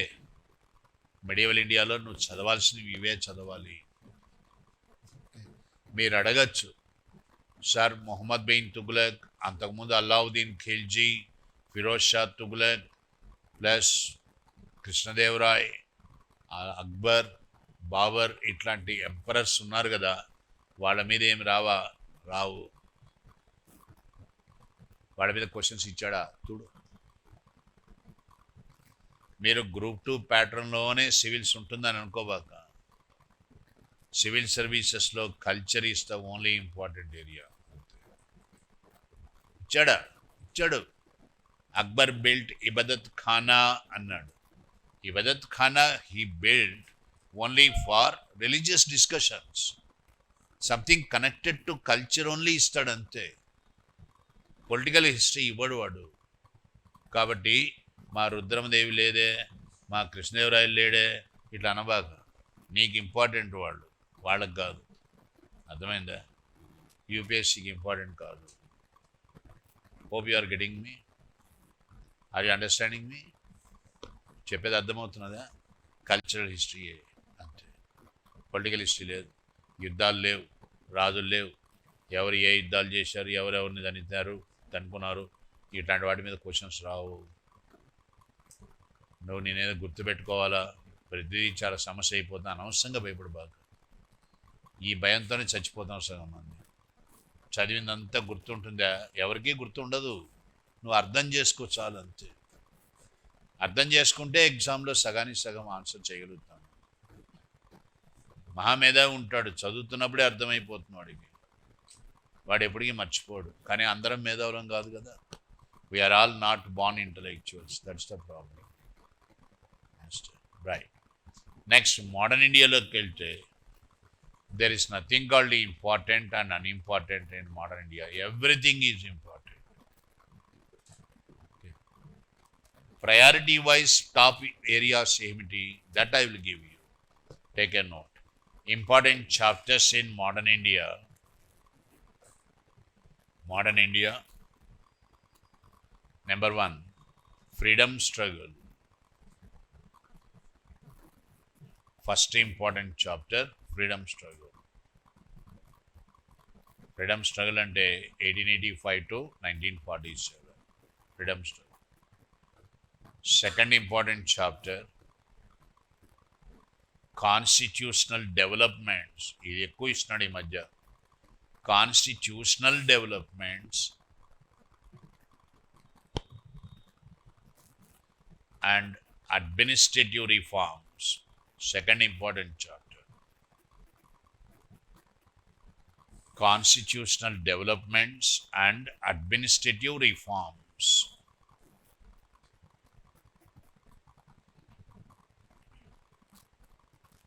Third chapter, economic policies.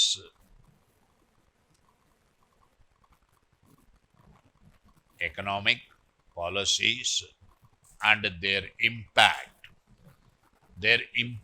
IMPSCT అంటే ఆర్థిక విధానాలు, వాటి యొక్క ప్రభావము. Brackets, with in brackets, revenue policies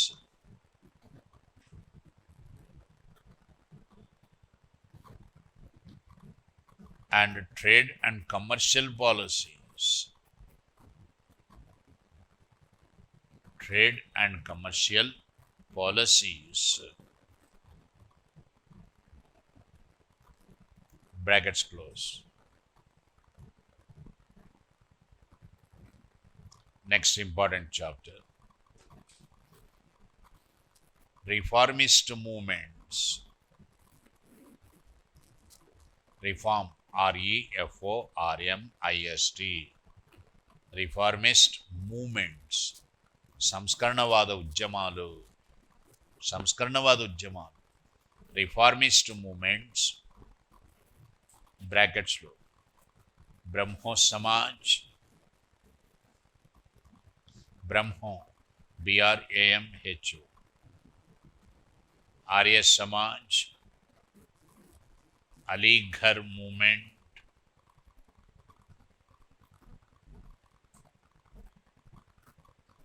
brackets close,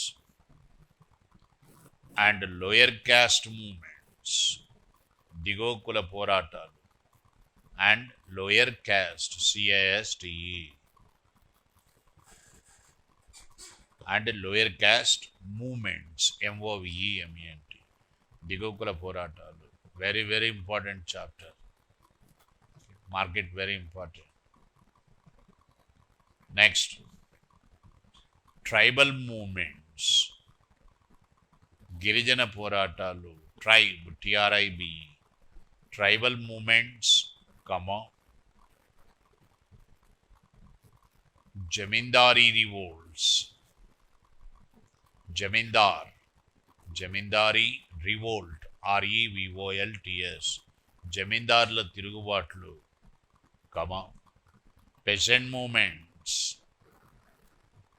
peasantry అంటే రైతాంగం, PEASANTRY, peasantry, peasant movement, PEASANT, peasant movement, రైతాంగ పోరాటం, and civil rebellions, civil, CIVIL, civil, rebellion, REBELLION, civil rebellions అంటే ప్రజా పోరాటాలు, full stop. 1850, next paragraph, 1857 revolt, 1857 సిపాయిల తిరుగుబాటు, 1857 revolt, centers and the leaders,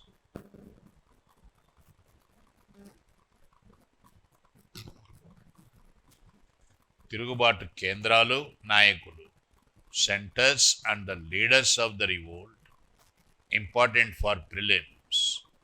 ఇది ప్రిలిమ్స్ చాలా ఇంపార్టెంట్. ఇది centres and the leaders of the revolt. మెయిన్స్కి వచ్చేసరికి నేచర్ అండ్ క్యారెక్టర్, 1857 సిపాయిల తిరుగుబాటు, నేచర్ అండ్ క్యారెక్టర్, దాని స్వరూపము, స్వభావం, NATURE, nature and character of 1857 revolt. ఇది మెయిన్స్లో చాలా ఎక్కువగా అడుగుతాడు. ఇది ప్రిలిమ్లోకి వచ్చేసరికి సెంటర్స్ ఎక్కడెక్కడ జరిగింది, నాయకులు ఎవరెవరు. మెయిన్స్లోకి వచ్చేసరికి nature and character. Right. Next, British imperialism in modern India. British, BRITISH, imperialism, సామ్రాజ్యవాదం అంటాం, IMPERIALISM, imperialism in modern India.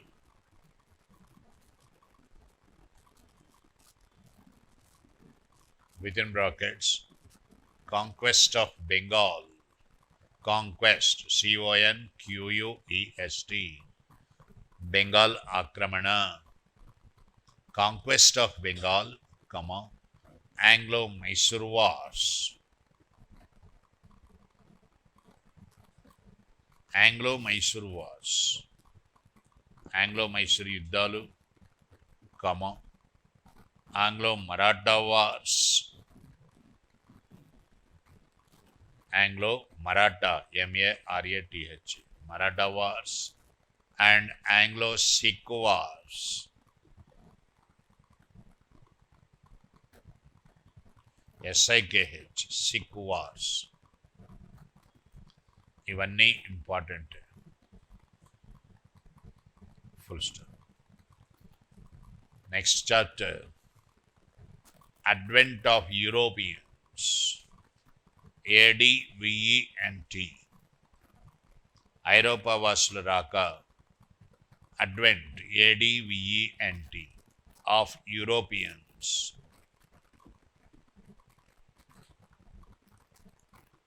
Actually, this is the first chapter.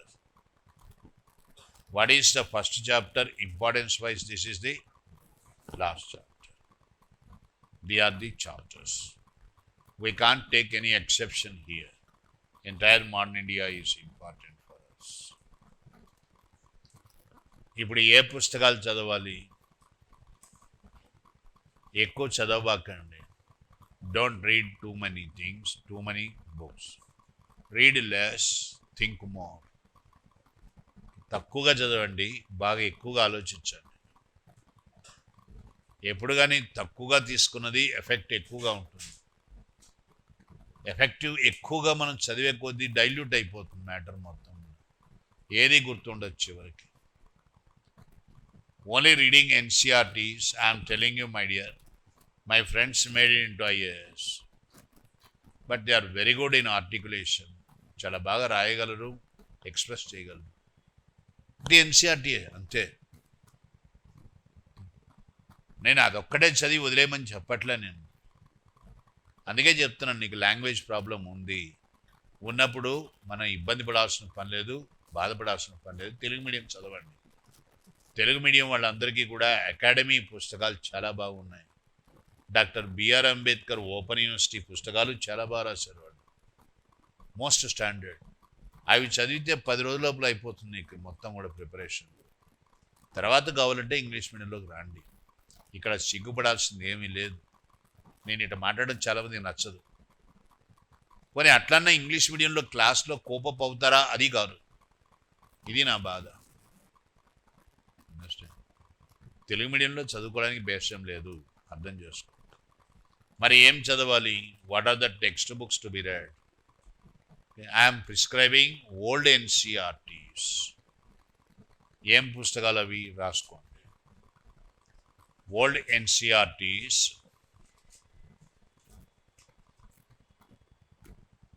Number 1 ancient India title, అది అండర్లైన్ చేసుకోవాలి. Ancient India by R.S. Sharma, Ram Sharan Sharma, R.S. Sharma.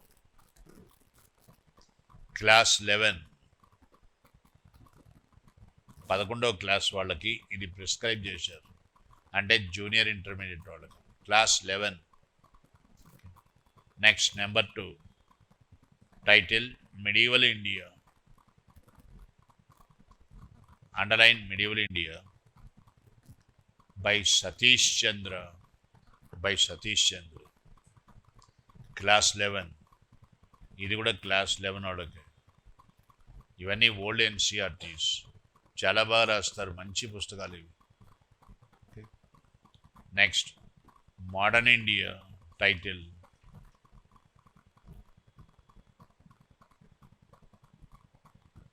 By Bipin Chandra. ఇది class 12.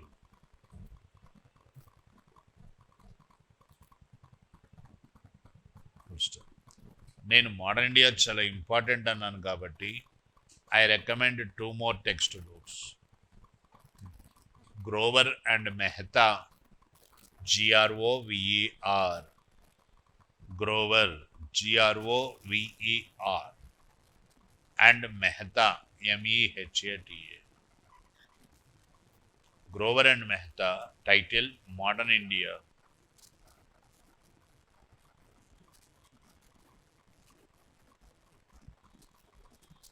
మీలో చాలామంది spectrum చదువుతుంటారు ఎక్కువగా. Sir మా దగ్గర స్పెక్ట్రమ్ కాపీ కూడా ఉంది, స్పెక్ట్రమ్ చదువుతున్నామని అంటారు. చదవండి, నేను వద్దనట్లే. కానీ స్పెక్ట్రమ్ ఏంది అంటే NCERT plus Grover and Mehta 2 కలిపే ఇచ్చాడు స్పెక్ట్రమ్గా. ఈ స్పెక్ట్రమ్ రాసిన ఆయన NCERTలో ఉన్న మెటీరియల్ అట్లాగే కాపీ కొట్టాడు, గ్రోవర్ అండ్ మెహతాలో ఉన్నది కాపీ కొట్టాడు. ఆ రెండింటిని క్లబ్ చేసి స్పెక్ట్రమ్ అని విడుదల చేశాడు. మీరు NCERT చదవరు, గ్రోవర్ అండ్ మెహతా చదవరు కాబట్టి మీకు స్పెక్ట్రమ్ ఏదో చాలా గొప్ప ఇన్ఫర్మేషన్ ఇస్తుంది అని అనుకుంటారు. వాస్తవంగా స్పెక్ట్రమ్ మొత్తం కూడా ఫ్యాక్ట్సే, ఇంటర్ప్రిటేషన్ ఇవ్వట్లేదు ఆయన. అందుకనే నేను స్పెక్ట్రమ్స్ ప్రిస్క్రైబ్ చేయను, నేను రికమెండ్ చేయను. మీరు చదువుతున్నాను, మేము ఆల్రెడీ స్టార్ట్ చేసామంటే చదవండి, అభ్యంతరం ఏం లేదు. Are you understanding? ఈ పుస్తకం మాత్రం కంపల్సరీగా చదవాలి. ఏంటి? Grover and Mehta very very important. అట్లాగే శేఖర్ బందోపాధ్యాయ్, ఆథర్ పేరు Shekhar, SHEKR, Shekhar Bandyopadhyay. Bandyopadhyay BANDO, బందో PADHAY, Bandyopadhyay. ఏం title? Plassey to partition, battle of Plassey, PLASSEY, Plassey యుద్ధం నుంచి దేశ విభజన వరకు, Plassey to partition, PARTITION, Plassey to partition, Shekhar Bandyopadhyay. It's very good text, చదవండి చాలు. మోడర్న్ ఇండియాలో తర్వాత నేను క్లాస్లో ఏం చెప్తానో, నోట్స్ ఏం డిక్టేట్ చేస్తానో దాని మీద మాస్టరీ వస్తే ఇవన్నీ ఏం అవసరం లేదు. కానీ దాని మీద మాస్టరీ తెచ్చుకున్న తర్వాత ఇవి సేఫ్ సైడ్ చదవమని చెప్తాను అంతే. Are you understanding? పుస్తకాల ఎసెన్స్ ఏందో నేను చదవాలి, అది నా తలకాయ నొప్పి, నీది కాదు. అందుకని నేను ఎక్కువగా చదవద్దని చెప్తాను. నేను చదువుకొని వస్తాను క్లాస్కి, నీకు ఆ ఇబ్బంది లేకుండా మొత్తం నేనే ఇస్తాను ఆ మెటీరియల్. కానీ అది కూడా చదవలేని స్థితిలో ఉన్నామంటే ఇంక దేవుడు కూడా కాపాడలేడు. సివిల్ సర్వీస్ రాబాక, నీ మంచి కోసం చెప్తాను. ఏదో ఆషామాషిగా ఆడుతూ పాడుతూ అయిపోతుందంటే కాదు, అది ఇన్వాల్వ్మెంట్ చాలా ఇంపార్టెంట్. మీడియం ప్రాబ్లం ఉంది, ఒప్పుకో. ఎందుకంటే మా బిడ్డలకు ఎంత వయసు నీకు అంతకంటే తక్కువ వయసు, కాబట్టి నీతో చనువుగానే మాట్లాడతాను నేను, వేరే విధంగా తీసుకోబాకండి. టీచర్ చెప్పకపోతే ఎవరు చెప్తారు? నీకు ప్రాబ్లం ఉంది. ఆ ప్రాబ్లం అది ఇన్ఎలిజిబిలిటీ కాదు, డిస్క్వాలిఫికేషన్ కాదు, అది దానికి ప్రత్యామ్నాయం చెప్తున్నాను. చక్కగా తెలుగు మీడియంలో రాయి, నిన్ను ఎవడు ఆపలేడు. నా మాట నమ్ము. మా వాళ్ళందరూ తెలుగు మీడియం IASలు కొట్టిన వాళ్ళు. తెలంగాణ స్టడీ సర్కిల్లో నేను చెప్తాను, లాంగ్వేజ్ ప్రాబ్లం ఉంది, ఇంగ్లీష్ ప్రాబ్లం ఉంది, నీకు ఒప్పుకో. ఉన్నప్పుడు ఇది చూడండి, ఇది తెలుగు అకాడమీ పుస్తకాలు చదవండి, బాగున్నాయి, చాలా బాగున్నాయి. హాయిగా చదువుతూ కూర్చున్నాము అంటే 1-2 గంటలప్పుడు మొత్తం అయిపోతుంటుంది. అది చాలా క్విక్గా అయిపోతుంది సబ్జెక్ట్. అది మాతృభాషలో జరిగినంత బాగా ఇంకా జరగదు కదా. ఎందుకు ఇంగ్లీష్ గురించి? ఇంగ్లీష్ మీడియం వాళ్ళు అని చెప్పి చాలామంది కొంతమంది ఉంటారు, వాళ్ళకి ఇంకంత సులభంగా అర్థం కాదు. వాళ్ళ సంగతి వదిలే, నీ సంగతి నువ్వు చూసుకో. నేను ఇప్పటికీ తెలుగు మీడియమే చదువుతాను. నేను చదివి ఇంగ్లీష్ మీడియంలోకి ఎక్స్ప్రెస్ చేసుకోగలుగుతాను. ట్రై చేయండి. ఇప్పటికి ఏం చదవాలో చెప్పాను. I have told you what to read, what not to read. What to read means what not to read. ఇవి చదవాలా అని చెప్పామంటే మిగిలిన చదవాల్సిన పని లేదని అర్థం. Are you understanding? ఏ పుస్తకాలు చదవాలో చెప్పాను. You have any questions, please ask me. Are you clear about what I said? Are you clear? చెప్పింది క్లియర్గా ఉందా? ఏమైనా డౌట్లు ఉంటే ఇప్పుడే అడుగు. ఏమడిగాడు? అడుగుతాడు. ఎందుకు మెన్షన్ చేయాలి? ఏమని అడిగాడు?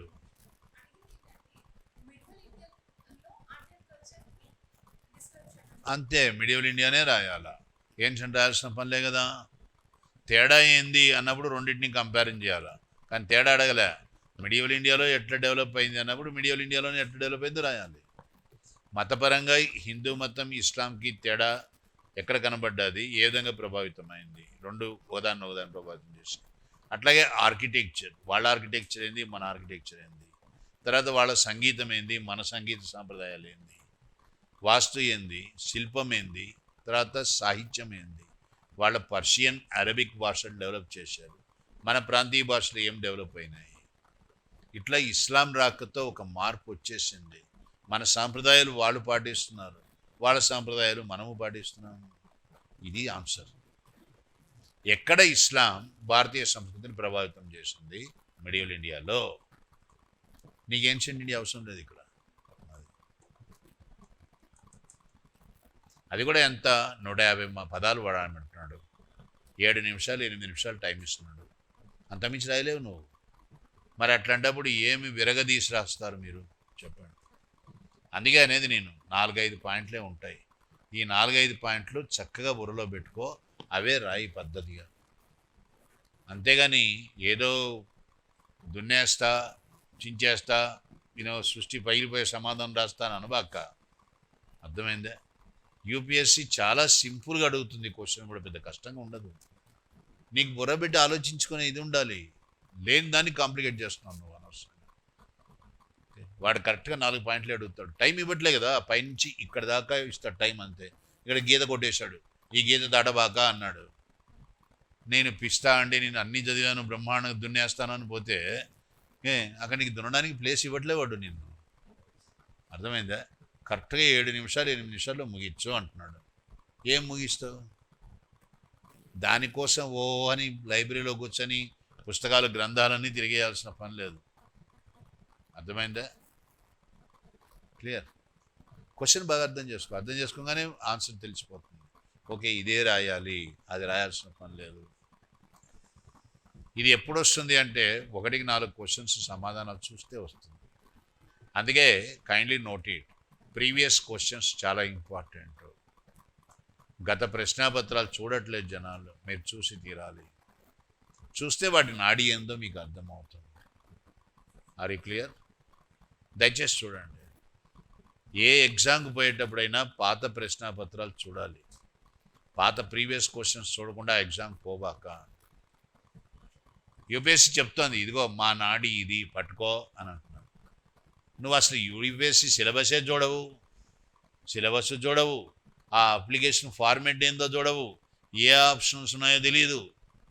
అందరిని అడుగుతాను, నా ఆప్షన్ ఏంది, నా ఆప్షన్, నీ ఆప్షన్ వాడికి ఏం తెలుసు? అసలు మాట్లాడక ఎవరితో కూడా. బాగా ఇరిటేషన్గా ఉంటుంది నాకు ఎవరిని మాట్లాడితే. నువ్వు నిర్ణయించుకోవాలన్నీ. ఎవరు చెప్పేది వినబాక, వీళ్ళు చేసేంత పచ్చి మోసము. నువ్వు వేరు, నీ పంతాలో నువ్వేందో ఆలోచించుకొని నీకు ఏ ఆప్షన్ సూట్ అవుతుందని నువ్వు నిర్ణయించుకోవాలి. ఒకప్పుడు అందరూ పబ్యాడ్ అనే ఆప్షన్కి వెళ్ళిపోయినారు. చివరికి ఏమైంది? దొబ్బాడు. అర్థమైందా?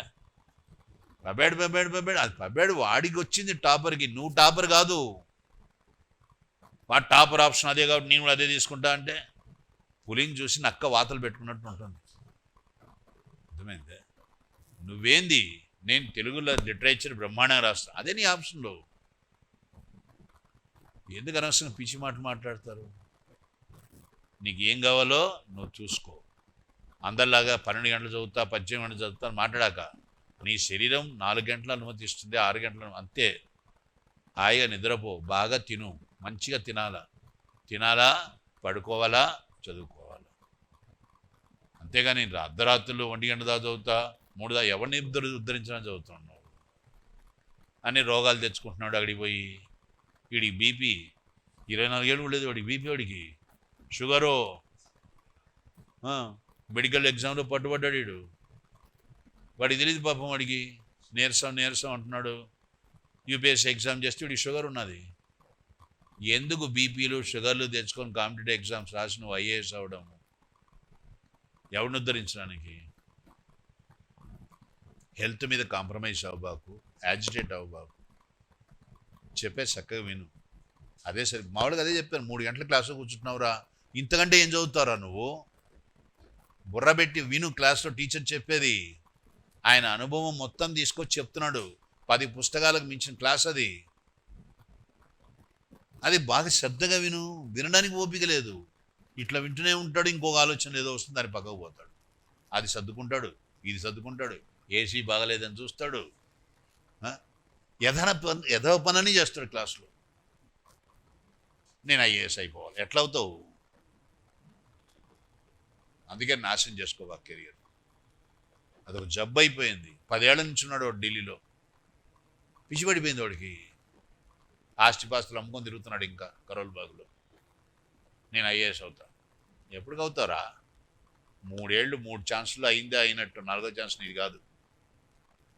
పిచ్చి ఛాన్సులు చేయబాక. Career is very important.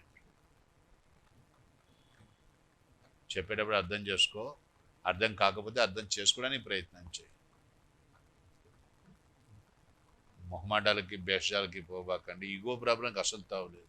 Teacher తిడతాడు, తిట్టాడంత మాత్రం నీ మీద ద్వేషం కొద్ది తిట్టట్లా, నువ్వు తప్పు చేస్తున్నావే అని తిడతాడు అంతే. వాడెవడో పంపించాడు ఆన్సర్ స్క్రిప్ట్, పరమ దరిద్రంగా రాశాడు, 0 అని పెట్టా. వాడు నాకు ఫోన్ చేశాడు, ఏది 0 పెట్టావు, ఇట్లాగే అన్నాడు. ఏం బాబు ఏమైంది అని. నేను ఐఐటి చదివాను, ఐఐఎం చదివాను, నాకెవరు 0 ఇవ్వలేదు. నేను ఇచ్చా కదా 0 నీకు. ఎందుకు ఇచ్చాను? అడిగిన ప్రశ్న ఏంది, నువ్వు రాస్తున్నది ఏంది? సింధు నాగరికత ఏందిరా సింధు నాగరికత? నీకు తెలిసినంత సింధు నాగరికతనా? అడిగింది ఏంది, నువ్వు రాస్తున్నది ఏంది? నువ్వు ఇక్కడ చేస్తావు తప్పు, నా దగ్గర చెయ్యి, అక్కడ చెయ్యబాక. అందుకు నిన్ను హార్ష్గా మాట్లాడాను. అంతేగాని నిన్ను బాధ పెట్టి నీ చేత కన్నీళ్ళు పెట్టి నాకేమరుగుతుంది? తప్పులు చేయకూడదు మన పిల్లలు. మావాడు చేయలేదు, నా స్టూడెంట్ నా ఆన్సర్ చేయలేదు, ఆ క్వశ్చన్ అంటే ఇంకెవరు చేయడానికి లే. ఇది నా ఆత్మవిశ్వాసం, అహంకారం కాదు ఇది. నేను ఆ స్థాయికి తేవాలని నా ప్రయత్నం. నువ్వు అక్కడే మునిగిపోయే, నేను ఈ స్పెక్ట్రం చదువుకుంటా, బిట్లు వస్తాయి 4 బిట్లతో గ్రూప్ 2 అయిపోతా, గ్రూప్ 4 వచ్చినా పర్వాలేదు, ఈ ఆలోచన పంతాలు ఉంటే వాడికి సివిల్స్ రాయబాక. చాలామంది బిట్ల కోసం వస్తారు గ్రూప్ 2కి గ్రూప్ 4కి. 90% బ్లైండ్ ఆయన ఐఎఫ్ఎస్ కాలేదా? ఎవరు ఆపారు ఆయన్ని? నీకు కళ్ళు బాగున్నాయి, కాళ్ళు బాగున్నాయి, చేతులు బాగున్నాయి కదా, ఇంకా నేను గ్రూప్ 4 అవుతా, గ్రూప్ 5 అవుతా అంటే ఇది క్షమించడం నేరం. ఇది ఆ ఉద్యోగాలను కించపరచట్లే నేను, కానీ ఎందుకు ఆలోచిస్తావు వాటి గురించి? ప్రయత్నం చేయి. Any doubts please? డౌట్స్ ఏమైనా ఉన్నాయా? So by the time I start modern India better you read. కొంచెంగా రోజుకు 1 గంట చదవండి చాలు, ఎక్కువ చదవబాక. కరెంట్ ఈవెంట్స్ పేపర్ కంపల్సరీగా చదివి తీరాలి. అది లేకుండా పేపర్ చదవకుండా నిద్రపోబాక. నాకు పిచ్చి పడిపోతుంది పేపర్ రాదంటే. మా మిస్సెస్ తిడుతుంటాం కూడా. ఇప్పుడు 6 పేపర్లు చదువుతాను నేను, న్యూస్ పేపర్ 6 పేపర్స్ చదువుతాను. అవి చదవకుండా నిద్రపోను నేను. రేపు న్యూస్ పేపర్ రాదు అంటే ఇంకా నాకు అసహనంగా ఉంటుంది. ఏం జరుగుతుందో అన్నీ తెలియాలి. అండర్స్టాండ్? ఎంత డెవలప్మెంట్ అవుతుందని అవుట్ ఆఫ్ ఇంట్రెస్ట్ ఉంది. ఇప్పుడు నాకు అవసరం లేదు కదా, నేను ఎందుకు చదవడానికి? కానీ ఒక కల్చరల్ సిస్టంలోకి రాండి మీరు. పొద్దున్నే లేవగానే న్యూస్ పేపర్ చూడడము, సపరేట్గా కరెంట్ ఈవెంట్స్ అనేది లేదు. నువ్వు రాసుకో నోట్స్. కోచింగ్ సెంటర్లు చెడదొబ్బుతున్నాయి మిమ్మల్ని. ఏ నోట్స్ ఇవ్వకూడదు నా ప్రకారం అయితే. ఏం నోట్స్ లేవు, మొత్తం నువ్వే రాసుకుంటావు అంటే వాడికి సక్సెస్ వస్తుంది. అన్నీ తీసుకొచ్చి వీడికి టైంకి అందిస్తుంటే ఇటు చదవట్లే ఇడు. అది సమస్య. నీకు సక్సెస్ కావాలంటే effort must be from your side, total effort from your side. రేపు నువ్వు ఐఏఎస్ అయినావంటే అది నీ వల్లే అయినావు, ఇంకెవరి వల్ల కాదు. నువ్వు కష్టపడ్డావు, మా వల్ల కాదు, ఇన్స్టిట్యూషన్ వల్ల కాదు. కానీ ఫెయిల్ అయితే మా బాధ్యత ఉంటుంది దాంట్లో. నీ మొహం నేను చూడలేను. అది సమస్య. అర్థమైంది కదా? నేనేం బాధ పెట్టాలో మాట్లాడలేదు, అర్థం చేసుకోండి. ఇంకేమైనా క్వశ్చన్స్ ఉంటే అడగండి. ఏం లేవా? చెప్పు.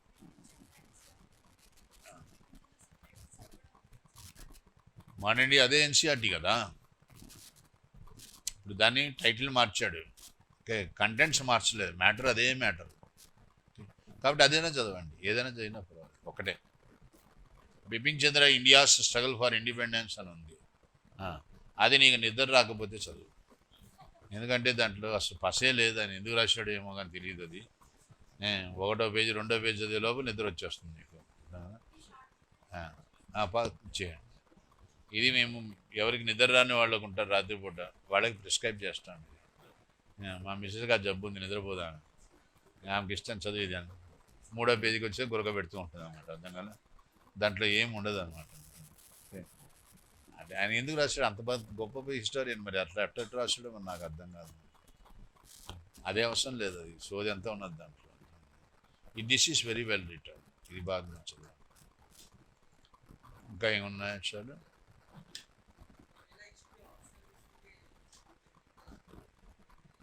హిస్టరీ ఆప్షన్ తీసుకుంటేనా ఆ క్వశ్చన్ వస్తే నువ్వు తీసుకోబాక అని అర్థం. అది రాకూడదు. అర్థమైంది? నేను అడుగుతాను చాలామందిని, ఎందుకు తీసుకుంటున్నావు, అనవసరం తీసుకోబాక అని డిస్కరేజ్ చేస్తాను. లేదు సార్, హిస్టరీ అంటే ప్యాషన్ నాకు, అది చాలా ఇంపార్టెంట్, అండర్స్టాండింగ్ అవుతుంది, చాలా సులభంగా అర్థమైపోతున్నది. ప్లస్ మంచి టీచర్ ఉన్నాడు, మంచి మెటీరియల్ ఉన్నది, నాకు ఇంట్రెస్ట్ కూడా ఉంది, బాగా రాస్తున్నాను నేను. అప్పుడు తీసుకో, ఇవి ఆలోచించు ముందు. అవి లేకుండా సింపుల్గా హిస్టరీ ఆప్షన్లోకి రాబాక. అర్థమైందా? మనస్సు నిన్ను ఏ సబ్జెక్ట్ లాగుతున్నదో అదే నీ ఆప్షన్. బాగా రాయలేవా? బాగా రాయడం అంటే ఏంటంటే, రాయండి, మెటీరియల్ ఉంది కదా.